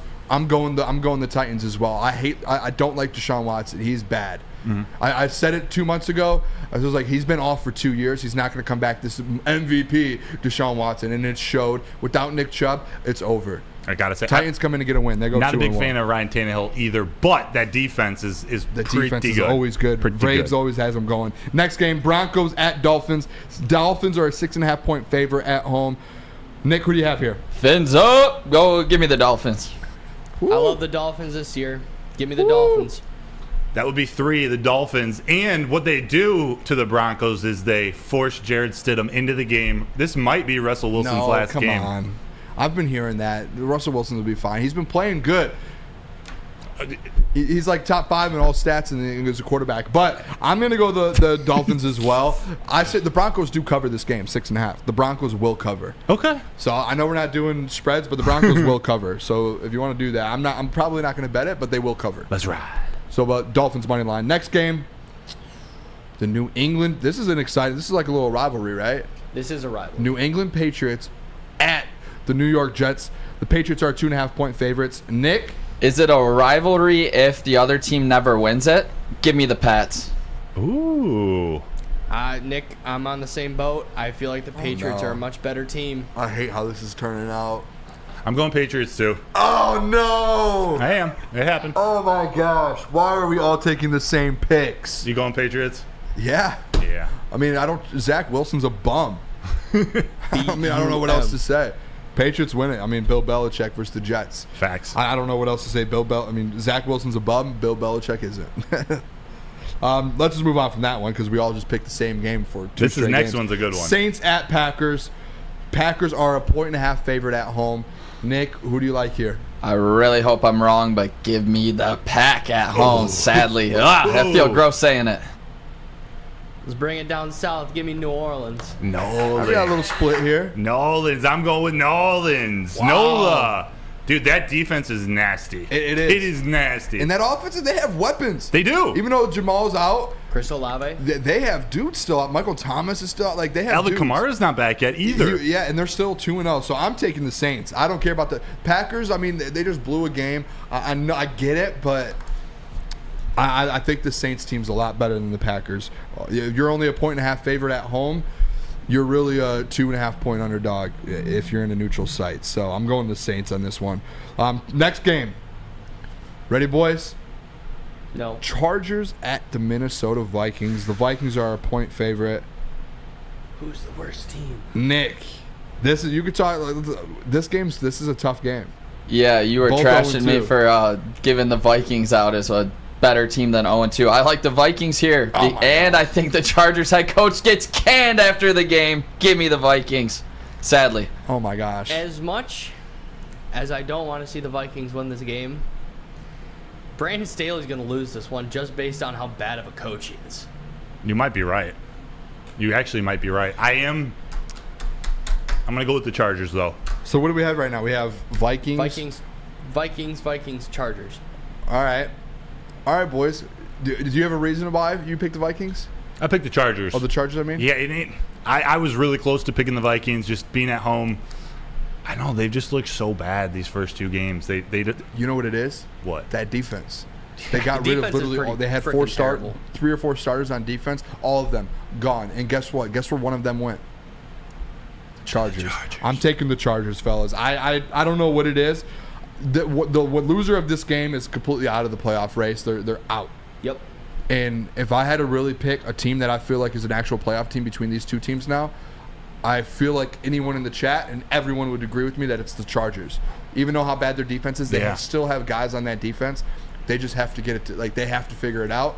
I think the Chargers have the more weapon. They have the deeper team to be able to figure it out. So I think they're even on the road that they're both fighting for their lives in the playoffs. No Eckler, if I'm not mistaken. I still think I go. Yeah. I'm going Chargers. I think me and you are Chargers. Those two are Vikings. No, Parker went Chargers. Nope. No, Vikings. Oh, you went Vikings. It's 2-2 here. So me and you are in last Love place. that. We've got 2 games opposite of them, which I like. Next game here, we have the Pittsburgh Steelers at the Las Vegas Raiders. The Raiders, as Maz would say. Raiders are 2.5 point favorites at home. Nick, this is going to be a really good game. Yeah, I'm still not sold on Kenny Pickett, so I'm going with the Raiders at home. You trust Jimmy Garoppolo? More than Kenny Pickett. All right. All he does is win. Says Broder. Owes me a pizza. No, still. I didn't say Kenny Pickett. All he does is win. Jimmy Garoppolo. Yeah, that. Yeah, all he does. He's like 54-22 on his career. Yeah. Well, and one of the 22s was a pizza bet versus me. Yeah, so. I got a pizza from one of those 22. Pitchers, you don't lose games giving up solo home runs. Parker? Yeah, let's get you a bet, man. So, your pick. I'm going to go against the grain. I think the Steelers are winning this game. Wow. I didn't mean to rhyme that. But this show just brings out the bars. I'm going to go with the Raiders. I'm going to go with Jimmy Garoppolo. They're at home. They're at home. He and Devontae Adams, they're going to have a big day. Devontae's going to go for 2 touchdowns and like 150 yards. I feel it. I'm looking at my notes here. Raiders. And I put in my notes in all caps. 2 TJ Watt, baby. Give me the Pittsburgh Steelers. TJ Watt, give him another touchdown. Give him another 2 sacks. That man's a defensive player of the year. He's going to go into Las Vegas and dominate. Over Parsons? 100%. All of his stats right now are double Michael Parsons right now. Welcome to the show, Parker. I know you're on the Ermanni and Edwards with Maz, who loves himself some Michael Parsons, and I love Maz. I'm Maz Jr. That's what everyone. If you guys remember, my start here, Maz Jr. But if we're going Michael Parsons as TJ Watt, TJ Watt is that much better than Michael. He's better than Michael Parsons. Seriously, TJ Watt is the best defensive player in the NFL right now. He has been for the last 3 years. It's not Sorry outrageous. to break it to you. He tied the sack record 2 seasons ago. Michael Parsons, is he going to do that? No. Yeah. TJ Watt will break it this year. He's already at 4 sacks. And he has a touchdown. Michael Parsons have a touchdown yet? Oh, sorry. Why does it matter? No, I'm because we're talking about TJ Watt versus Michael Parsons. I'm taking the Pittsburgh Steelers, boys. Brian Branch has a touchdown. Somewhat more. Shout out. Yeah, he does. One more than Michael Parsons. And he has his jersey in the Hall of Fame. I don't see anyone else on the field with their jersey in the Hall of Fame. TJ Watt, I would guarantee you his is in there probably for that season where he had 22.5 sacks.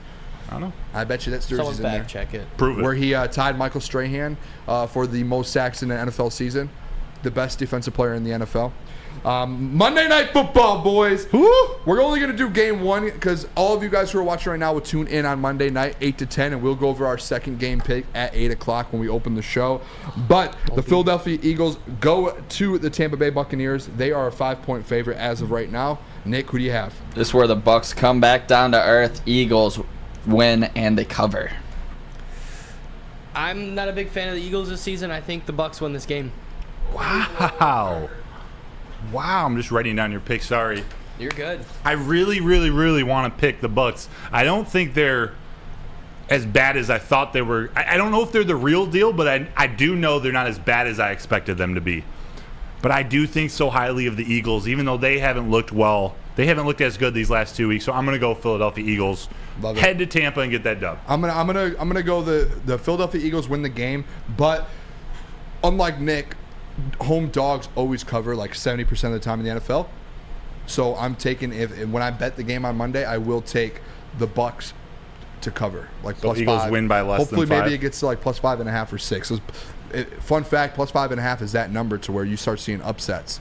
That's that weird number, boys. Plus 5.5. I don't know what It's it like the is. 2 field- or- I'm gonna bring the stat Monday. If someone in the chat Interesting. that's a gambler as well, I want you to teach me about it. know something I about want to that. learn more about this. That's that upset number. A lot of upsets happen at plus 5.5. Wow. But I'm gonna tell you guys real quick about Big Boy. Tell them. Because I'm a big boy. Burgers and chicken sandwiches are taking over at Big Boy. Look at those. Look at that up there. It looks beautiful. It is burger time. Try the best cheeseburger or the new pretzel bacon cheeseburger. And if you like a chicken sandwich, craving some chicken, try the Dolly chicken sandwich or turn up the heat with the Bob's Hot Chicken Sandwich. Upgrade your regular fries with some chili cheese fries or loaded baked potato fries. That sounds good. And if you want some dessert, try the new Reese's Chocolate Peanut Butter Thunder Cake or satisfy your sweet tooth with the funnel cake fries. Only over at Big Boy. Gabby is a college student struggling to study for her big exam. Then she discovered Syntron, a healthy way for her to stay awake and focus. Jennifer frequently has chaotic days like this until she gets online, orders some Syntron, and finds her groove. April visited her local grocery store, purchased a case of Syntron, and entered to win the Syntron 100K Vegas giveaway. Pick up your case of Syntron today at any Meijer location or visit drinksyntron.com/Vegas and enter for the 100K Vegas giveaway. Join Woodward Sports' own Jeff Iafrate along with special WSN guests for the most anticipated Lions season in decades. Filled with different surprises and expert analysis. You're not going to want to miss out. Go to our Woodward Sports YouTube channel on Sundays and tune in live from 9:30 to 11:30 a.m.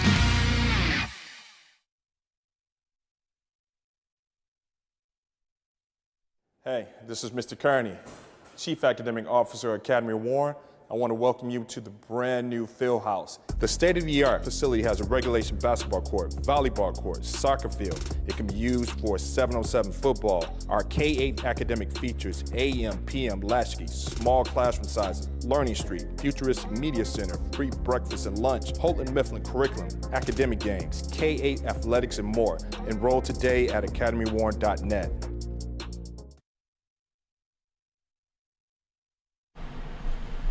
Would you like to win a $100,000 Vegas getaway? Take your closest friends and live it up in the city that never sleeps. It's the Cintron Energy. You can drink it and you can live it. Purchase a 24-pack today at Meijer, and you can go after you afterwards to register at drinkcintron.com/Vegas. You know, everybody wants to get involved with this Vegas getaway. Go register again at drinkcintron.com/Vegas. Welcome back to Woodward Nights with Booner and Broder. My name is Booner, as always, and we got Broder next to me over there dancing. It looks like Friday night. He's in the club. Yeah. If you guys might catch Broder in the club in Royal Oak, that's where he posts up with Jeff Ifrady in Hollywood. With a bottle full of bub. Yep, exactly. I think that's like a DJ Khaled thing. I don't know. 50 Cent, bro. Yeah, that was 50. Come on, Booner. Get it together, man. Come on. Man. Don't embarrass yourself in front of all these people. We got Parker in the TD booth and Nick in the sound booth. We appreciate you guys all tuning in. Make sure you guys hit that like button. And if you can, subscribe. Tell a friend to subscribe. We're almost there with 50,000 subscribers. Maybe we can hit that in the next 30 minutes. And we'll celebrate with some bottles of bub. Yep. 50 Cent and Mama, I got what you need. But we're going to get into here a little bit more. We're going to do college football right now. We're going to do a college football pick'em. And then we're going to get into our Lions predictions. So if you're here, make sure you stay around, because right after this segment, we're getting right into the Detroit Lions score predictions and any big predictions that we might have for the game. And then after that, we'll do a couple Booner bets. I have a few bets for you guys, and then we'll do mailbag. So we have 4 more things left here on the show. 4 like that. That was just weird. 4. I did here. I don't know why. I've never done that before. But let's get to college football here. Let's start off real quick. Michigan versus Rutgers. Is there anything? Jim Harbaugh's back. Broder, I'll just come to you on this one. I know. I hate Rutgers. We'll just go to you on this one. They're one of the teams. I hate Rutgers. I hate their stadium. Michigan's going to rout them. I think Jim Harbaugh coming back, I think this is when the offense really starts to click. I don't know if they cover. It's 24. I don't know if they do, but I don't know. Hey, I do have a best bet in this game when we do Booner bets. Okay, awesome. Just with the Jim Harbaugh back, I do believe that there's going to be a little bit of a spark behind this team. Yeah, spark. I don't think they cover the whole game, but I do think there's going to be that spark where this offense kind of turns it back up. Yeah. I don't know what it's going to. I don't know. I have that feeling. So something. I'll be in Ann Arbor tomorrow. We got a Michigan baseball reunion. Reunion tailgate, so I'll be there. Let Derek Jeter know I said what's up. I will. That's cool. But let's do this pick'em real quick, fellas. I picked 1, 2, 3, 4 games. I know there's 6 top 25 games. I took out the I believe I took out the Wazoo game, and I took out the Penn State-Iowa game. I think all around here we agree Penn State probably wins that game. They're a 14-point favorite. So I took that out. Let's start with number 4, Florida State at Clemson. Florida State's a 2-point favorite. Nick, I'll start with you. Who do you have in this game? I like Florida State here a lot. I don't believe in this Clemson team at all. Florida State gets the dub on the road. Parker? Give me Florida State. They're going to be in the playoffs this year. That make that 3. Cade Klubnik and Clemson are trying to avoid going 0-2. And I saw this stat about Florida State earlier.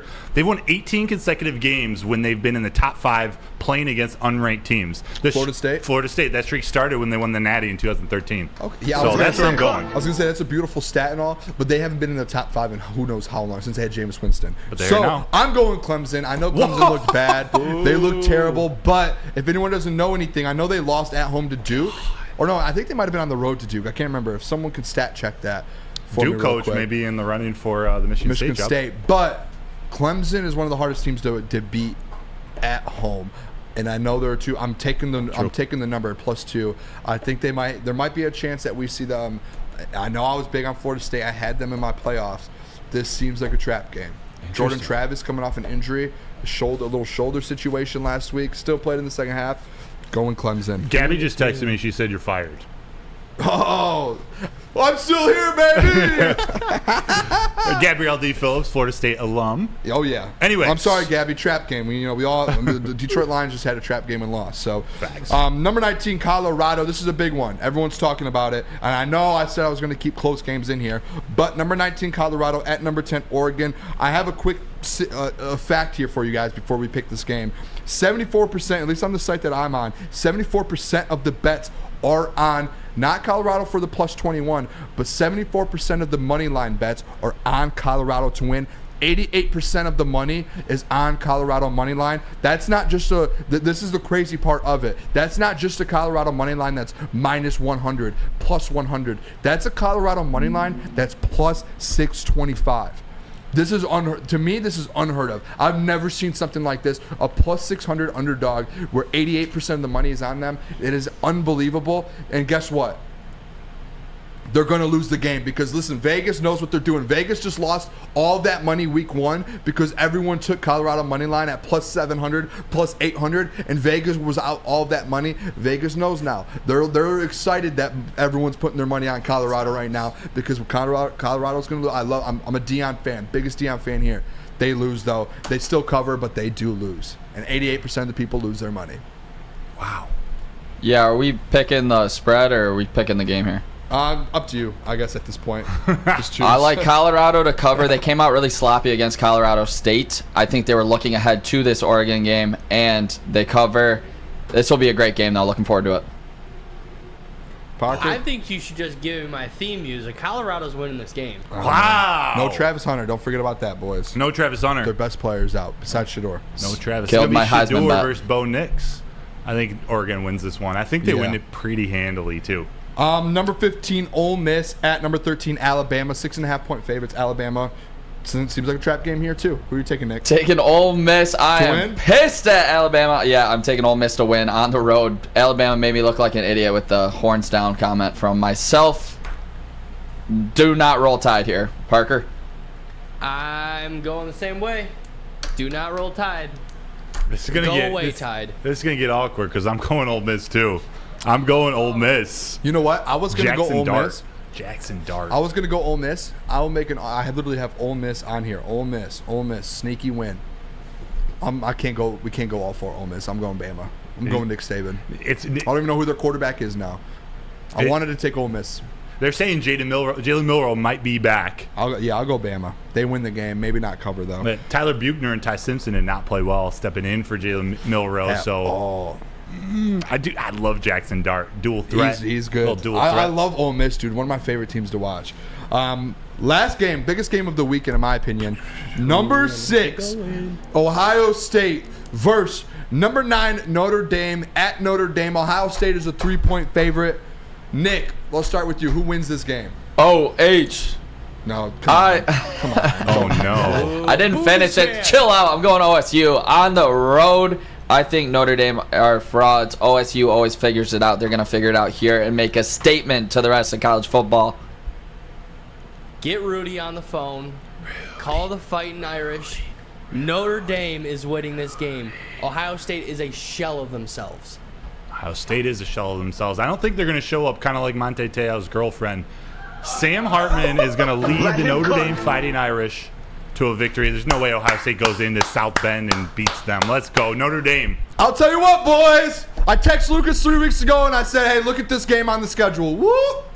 Loss. You guys are going to lose. You're going into Notre Dame. Sam Hartman, 8th-year veteran in the NFL. Just kidding. In college football. That man is going to lead Notre Dame to a victory over Ohio State. And guess what? It's going to suck because for the game, there's only going to be one undefeated team. I apologize, fans that wanted to see an undefeated matchup. Not going to happen because Ohio State's trash. They're losing to Notre Dame. Toss them in the trash can. Broder, what is Ohio State's going to have to go where after they lose this game? They're going to have to go to Dispo to experience the true meaning of exceptional cannabis after that Notre Dame game. Because Dispo Dispensary now has 12 locations, including their brand new one in Whitmore Lake. Dispo's just never far away. You could join Dispo all day today. We had 4 shows before us out there at Dispo Romeo for an all-day live broadcast. Dispo Dispensary, DispoShops.com. They are your local cannabis plug. Woodward Sports' own Tom Mazaway and Sam Stick Day will be hosting our Lions postgame show after every Lions game all season long. Tune into the Woodward Sports YouTube channel for his hot-off-the-press takes, game analysis, and Kool-Aid sipping celebrations. You won't want to miss it. Join Maz, Stick, and special guests each week immediately following every Lions game, exclusively on the WSN YouTube channel.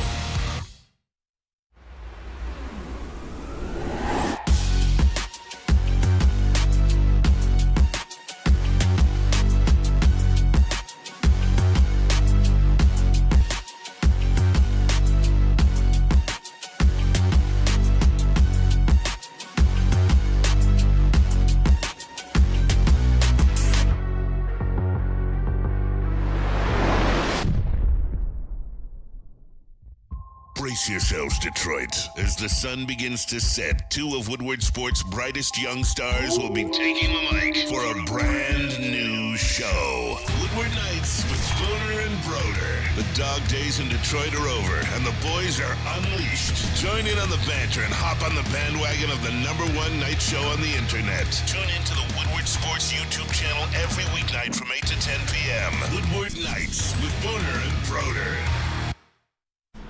Play, practice, and party at 5 Iron Golf. It is downtown's newest sports bar. They've got 13 TrackMan simulators, certified instructors, and most importantly, a full bar and restaurant. Mention promo code Woodward at checkout for 50% off your first visit. Do that at 5irongolf.com to tee up the good times. So whether you're a serious golfer like 4-time Stanley Cup champ D-Mac, or you're just there for a good time like Flannel Sam, 5 Iron is the spot for you. Go check them out to tee up the good times at 5irongolf.com. Welcome back to Woodward Nights with Booner and Broder. My name is Booner. Shrug it off. And I'm sitting joined here by the co-host, the one, the only, Matthew Broder. Oh, what a drop there. We've got Parker in the TD booth as always, and we have Nick in the sound booth, who I think just broke the headphones in the sound booth. No, we're good, boys. We are back. Drop the headphones. Like that. No, I love Nick. Nick knows. He knows that. But we're going to get in here real quick. Some Detroit Lions. Finish off the show. Detroit Lions. I've got some bets and then mailbag. We're going to do our score predictions. Detroit Lions versus Atlanta Falcons. Let's start in the booths here. Let's get their score predictions for the game. And then me and you will take it over, Broder, and we'll finish it off here. Only truth Nick, in the booth when you're getting loose, Nick. What are you thinking for the game here? It's going to be a high-powered offensive matchup here because I don't have faith in Aaron Glenn yet. He's got to show me. Big defense needs to show up, but I think the offenses are going to roll here. 31-28 Lions. And with that tight end, Sam Laporta. Boone, I know we'll get to your best bets, but my best bet is minus 114. It is over 35.5 receiving yards. Easy bet. Sam Laporta. That's a lock. He is Jared Goff's little safety valve on that offense. It's a lock. 36 yards for Sam Laporta. Lock it up. Best bet for your boy, and the Lions win. Love it. Parker, what's your score prediction for the game? I'm going a little low. I think the defense is going to show out on both sides. I think it's going to be a little tough. I'm thinking 24-21. I love it. 24-21. It's close to mine. Wow. Broder? The beat writer. This might surprise you a little bit. Do you have the Falcons winning? No. I just think I want to just know too real quick before, Broder, you go. Yeah. At some point this year, like I do have them losing 5 or 6 games. We're going to have to do a score prediction where the Lions lose.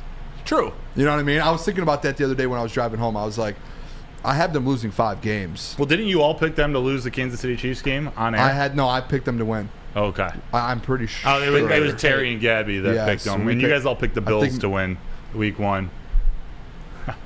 Maybe at Ravens there. We'll figure it out. That's actually one of my losses. We'll see how they're looking leading up to that game. But I do have a Lions win in this. I have Ben Johnson having an incredible game. He sort of regains his seat on the throne of that offense. Ben Johnson. The Detroit Lions are going to win 38-24. They're going to have an offensive explosion. 38-24. 38-24. That's a high scoring. That's the over. Yeah. That's the over, baby. Yeah. Listen. Smack it. The Detroit Lions, fellas. This is I live all week just to give my score prediction for these Lions games. I think last year I might have hit one on the head, but number 1, limit the run, right? Limit it. Limit the run. Number 2, turnovers. Number 3, get off the field on 3rd down. Get off the field. And I already said it. Today or Sunday will be Jahmyr Gibbs' season. Gibbs will have 100+ all-purpose yards, and he will score a touchdown. And the Detroit Lions will come away with a 24-17 victory at Ford Field. They go 2-1. That is the score prediction for the game. The Detroit Lions will come out victorious. Yes. 24-17. I think it's going to be a little low-scoring game. I don't think it's going to be the 40 or I have to do the math there. 24 plus 17, but I don't think that's at 40. It's right around 40. 41. Yeah. So I don't think it's going to be with you, Broder. You have 50 plus 60 points. Yeah. It's going to be a lower scoring game. This Falcons defense has, at the end of the day, holding teams to 7 or 8 points or 17 points a game. I apologize. So about 17 points a game. I think the Lions get to 24 24. I think the Detroit Lions hold them to 17. You were right on the money with 17 points a game that they're giving up. Thank you. You're welcome. Let me tell you guys, though, with those score predictions, make sure real quick, too, drop your score predictions here in the chat because I want to see is there anyone there that has a 24-17? Anybody? Drop them like it's hot. I would love to see that. I would love to see all these score predictions. Everyone put it in there. Maybe we'll call a couple out when we come back from break here.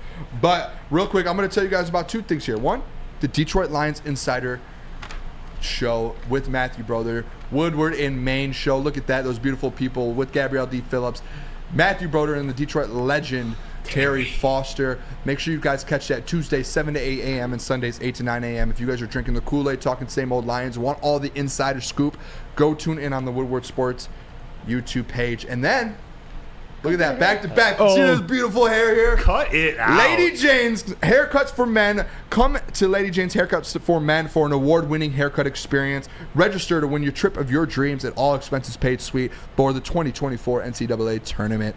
That is right. No expenses paid for you and 5 of your best buds, plus Booner. Lady Jane's Haircuts for Men. Open 7 days a week. Walk in anytime. It is wicked awesome. Wicked awesome. Calling all landscapers. This is Darren McCarty. I'm at Outdoor Equipment Co. How would you like to landscape like a legend? How about a bad boy zero turn? And even a chainsaw.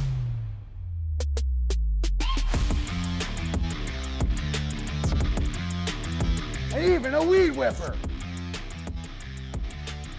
So register today at OutdoorEquipCo.com, and even you could have DMAC on your landscaping crew. Woodward Sports' own Tom Mazaway and Sam Stick Day will be hosting our Lions postgame show after every Lions game all season long. Tune into the Woodward Sports YouTube channel for his hot-off-the-press takes, game analysis, and Kool-Aid sipping celebrations. You won't want to miss it. Join Maz, Stick, and special guests each week immediately following every Lions game, exclusively on the WSN YouTube channel.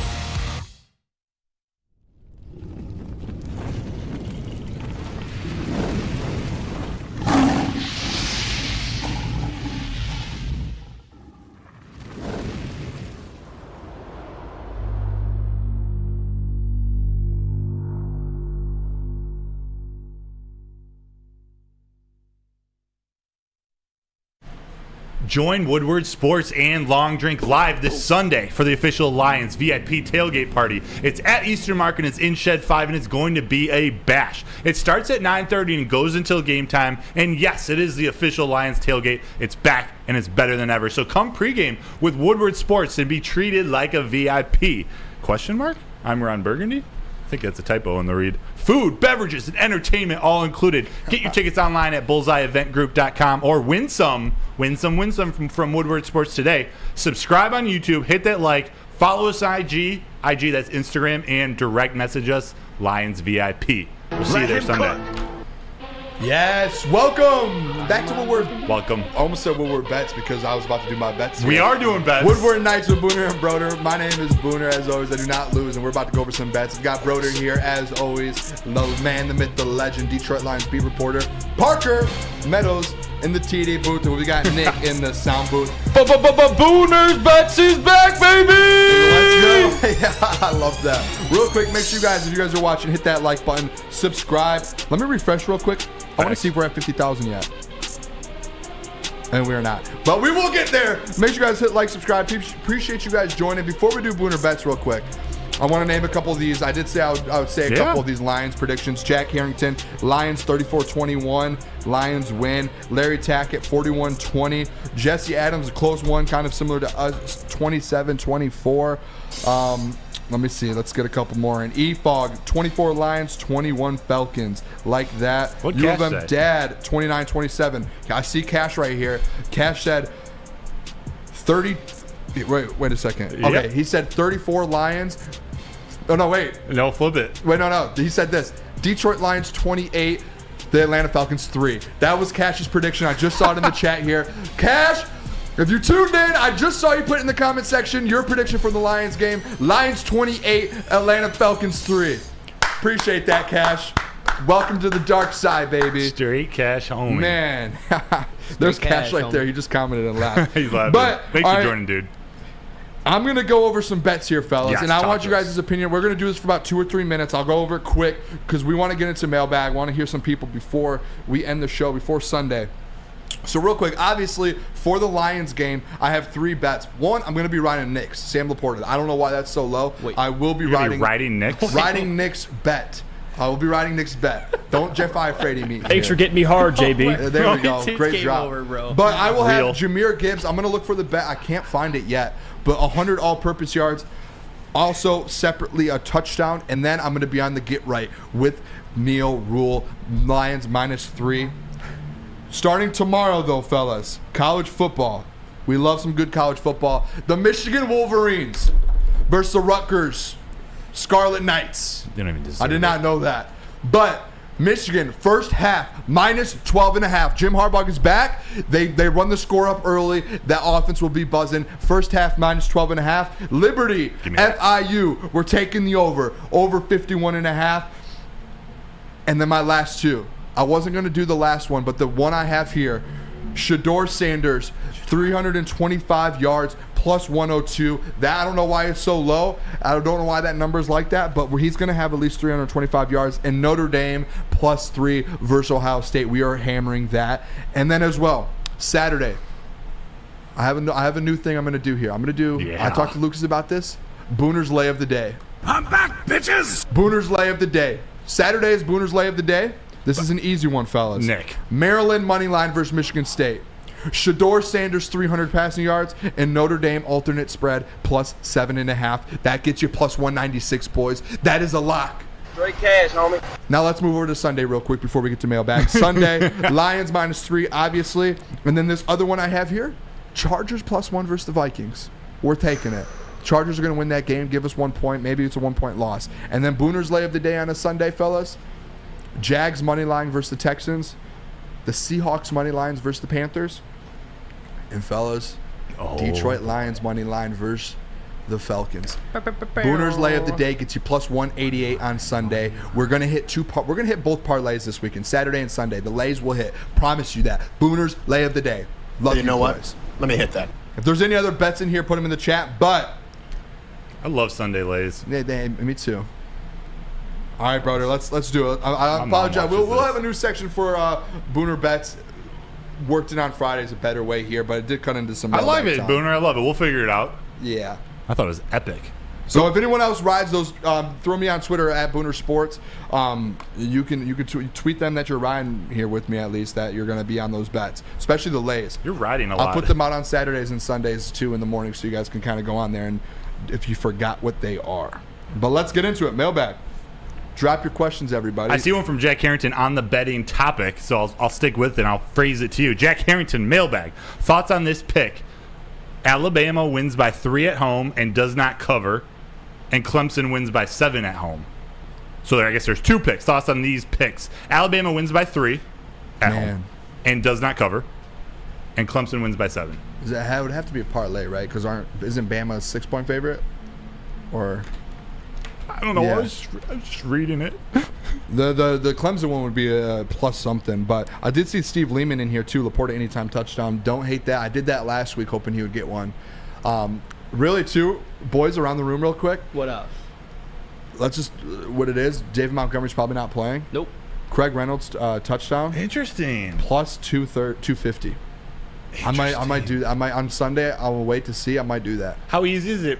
How easy is it for you to check another one? Well, like is Zonovan Knight in there for? He is. He's like plus 700. Interesting. I saw that as well. Kind of like that over Reynolds. The thing is though, is Craig Reynolds is he's higher than Josh Reynolds in the book when I noticed it. So the dispo. So they think he's going to get one in. Let's see if there's any questions here from Mailbag now, fellas. Mailbag. We've seen a Josh Reynolds 2-tutty game. He's wide receiver 2-3. Who's the next with the 2-touchdown game? I'll go first. Yeah. It'll either be Amon-Ra St. Brown or Sam Laporta. Laporta. And he did give $5. Appreciate you for that donation. Oh, no way. Shout out, nobody. Shout out, nobody. Oh, that's awesome. Thanks, dude. Do you guys have a comment on Laporta? Yeah, I think it's Laporta. we've seen what we can do in the offense with these tight ends, kind of sneaking them around. I think Laporta is kind of like a bigger name, so their defenses are going to start scheming for him a little bit more. But I think Ben Johnson is going to go on the offense with it and get him the open space and the ball in the red zone. Ooh, that's what I like to hear. Parker, you got a comment? What was the question? Sorry, I'm doing a... Oh yeah, no big deal. No big deal. We'll move on. There's plenty of questions here. I got one again. IT Hips mailbag. Do the Detroit Lions hold Bijan Robinson under 100 rushing yards? It's a great question, Broder. I think so. I have them holding. I think they need to hold the running backs on Atlanta under 140 yards. I think Bijan Robinson is going to get in the 80 range, but Yeah. I think so. I guess yes. I still think, I think he gets his. I wouldn't be surprised if you saw 100 out of him. You just, like I said yesterday, you have to prevent Tyler Elledge. You have to limit everyone else. Yeah, Bijan scares me here. I think he gets under 100 rushing yards, but I think he gets over 100 total yards. Watch out for him coming out of the backfield. Do you guys have, this is on a question from Jesse Adams, does even James Mitchell get a touchdown for us, Broder? Oh, hey, Jesse, are you asking that because of the Lucas bet you have? Jesse and I have been on the James Mitchell bandwagon for a while. It's been kind of surprised we haven't seen him much out on the field. He has a bet with Lucas, I'm pretty sure. Oh, really? I think it might be with James Mitchell. It's like through the first 6 weeks, Ooh, which player, James Mitchell or who is it? James Mitchell or Sam Laporta gets the most time. I think Jesse has that. Someone did ask, Jack Harrington asked, who's in first place for the Woodward Sports Network Fantasy League? I believe tied for first, there's 4 teams at 2-0 right now. Ryan Lentz in the back. He is tied for first. Ball Knowers, which is Lucas Klotz, he is 2-0. Who is this one? That's me. Broder is 2-0, and Braylon is 2-0 as well. So those guys, which Broder will be 2-1 by the end of the week. 0% chance. Parker, are you able to put up that little fantasy football graphic of Booner and my teams? Yeah. That would be fantastic. I need you guys to tell us who's winning this week. This is going to be me and Booner. I got a little head start. I had we haven't showed our teams yet, so this is the first time we're putting our teams up there. Yeah, and this is just the starters. I took a screenshot. My computer wasn't big enough. But, yeah, Ryan Lentz in first place, Lucas, me, and then Braylon. So here we go. I hope you guys Also, can don't see be this. afraid to Booner's send on your, the left, start Boone your Daddy. sets. I am Justin, not Mel Tucker, on the right. Shout out the name, Boone Daddy. Boone Daddy. Justin, not Mel Tucker. Dude, I just... So you're projected 125 right now. I'm projected 118.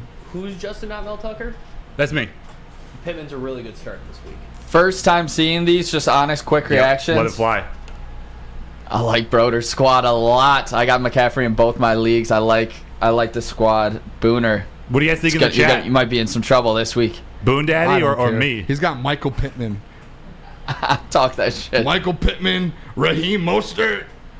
I mean, come on. Yeah, and? Raheem Mostert. Yeah, the Detroit Lions defense, they gave up 38 points last week or whatever it was. 37. Booner, who do you else got you got on the bench beside McLaurin? Because I don't like McLaurin this week. And we do have to make this pretty known as well too. Is that this is a 14-man league? Yeah. So like it's a huge league. So benches aren't like on my bench. I have Jerry Jeudy, Michael Thomas, Quentin Johnston, Jerick McKinnon, Isaiah Hodgins, Bryce Young, and I do have Kareem Hunt, who's going to be the number 1 back in Cleveland, possibly the number 1 back in Cleveland. So it's a 14-man league, so it is a tough league. I've never played a 14-man league before. Mm-hmm. This is my first time ever. I had J.K. Dobbins too. 12 is a lot to me. 12 is a lot. So 14 was like, man, who do we? I'm in 4 leagues right now, bro. So someone said who's on the right? Denver. They're saying who's on the right. That the right is. That's me. Is Justin, Broder. not Mel Tucker, is Broder. Boone Daddy is Boone Daddy. Booner. That's me. Yeah. So I don't know. I'm a little nervous. I still think my team's fine. I'll be in the playoffs. I don't care. I will be in the playoffs. I appreciate you guys. I see a lot of them picking Justin all the way. Justin, not Mel Tucker. Thank you guys. Hey, you're gonna switch over to Boone Daddy at some point. Trust me. Just not this week. Thank you guys so much. Appreciate you all. Love you all. Please smash that like on your way out. Share Help the you stream. enjoy your weekend. Be safe tonight. Be safe this weekend. Go Blue. Go Lions. Bets at Booner Sports. Make sure I'm gonna put the bets out, but if you guys didn't get them, we will hit bets this weekend. Sam Laporta. Ciao, Lorena. Thank you guys so much. Appreciate Have a you guys wonderful a ton. weekend. We'll see you Monday at 8 o'clock p.m. Eastern Standard Time. Check it out. Toodles, my G.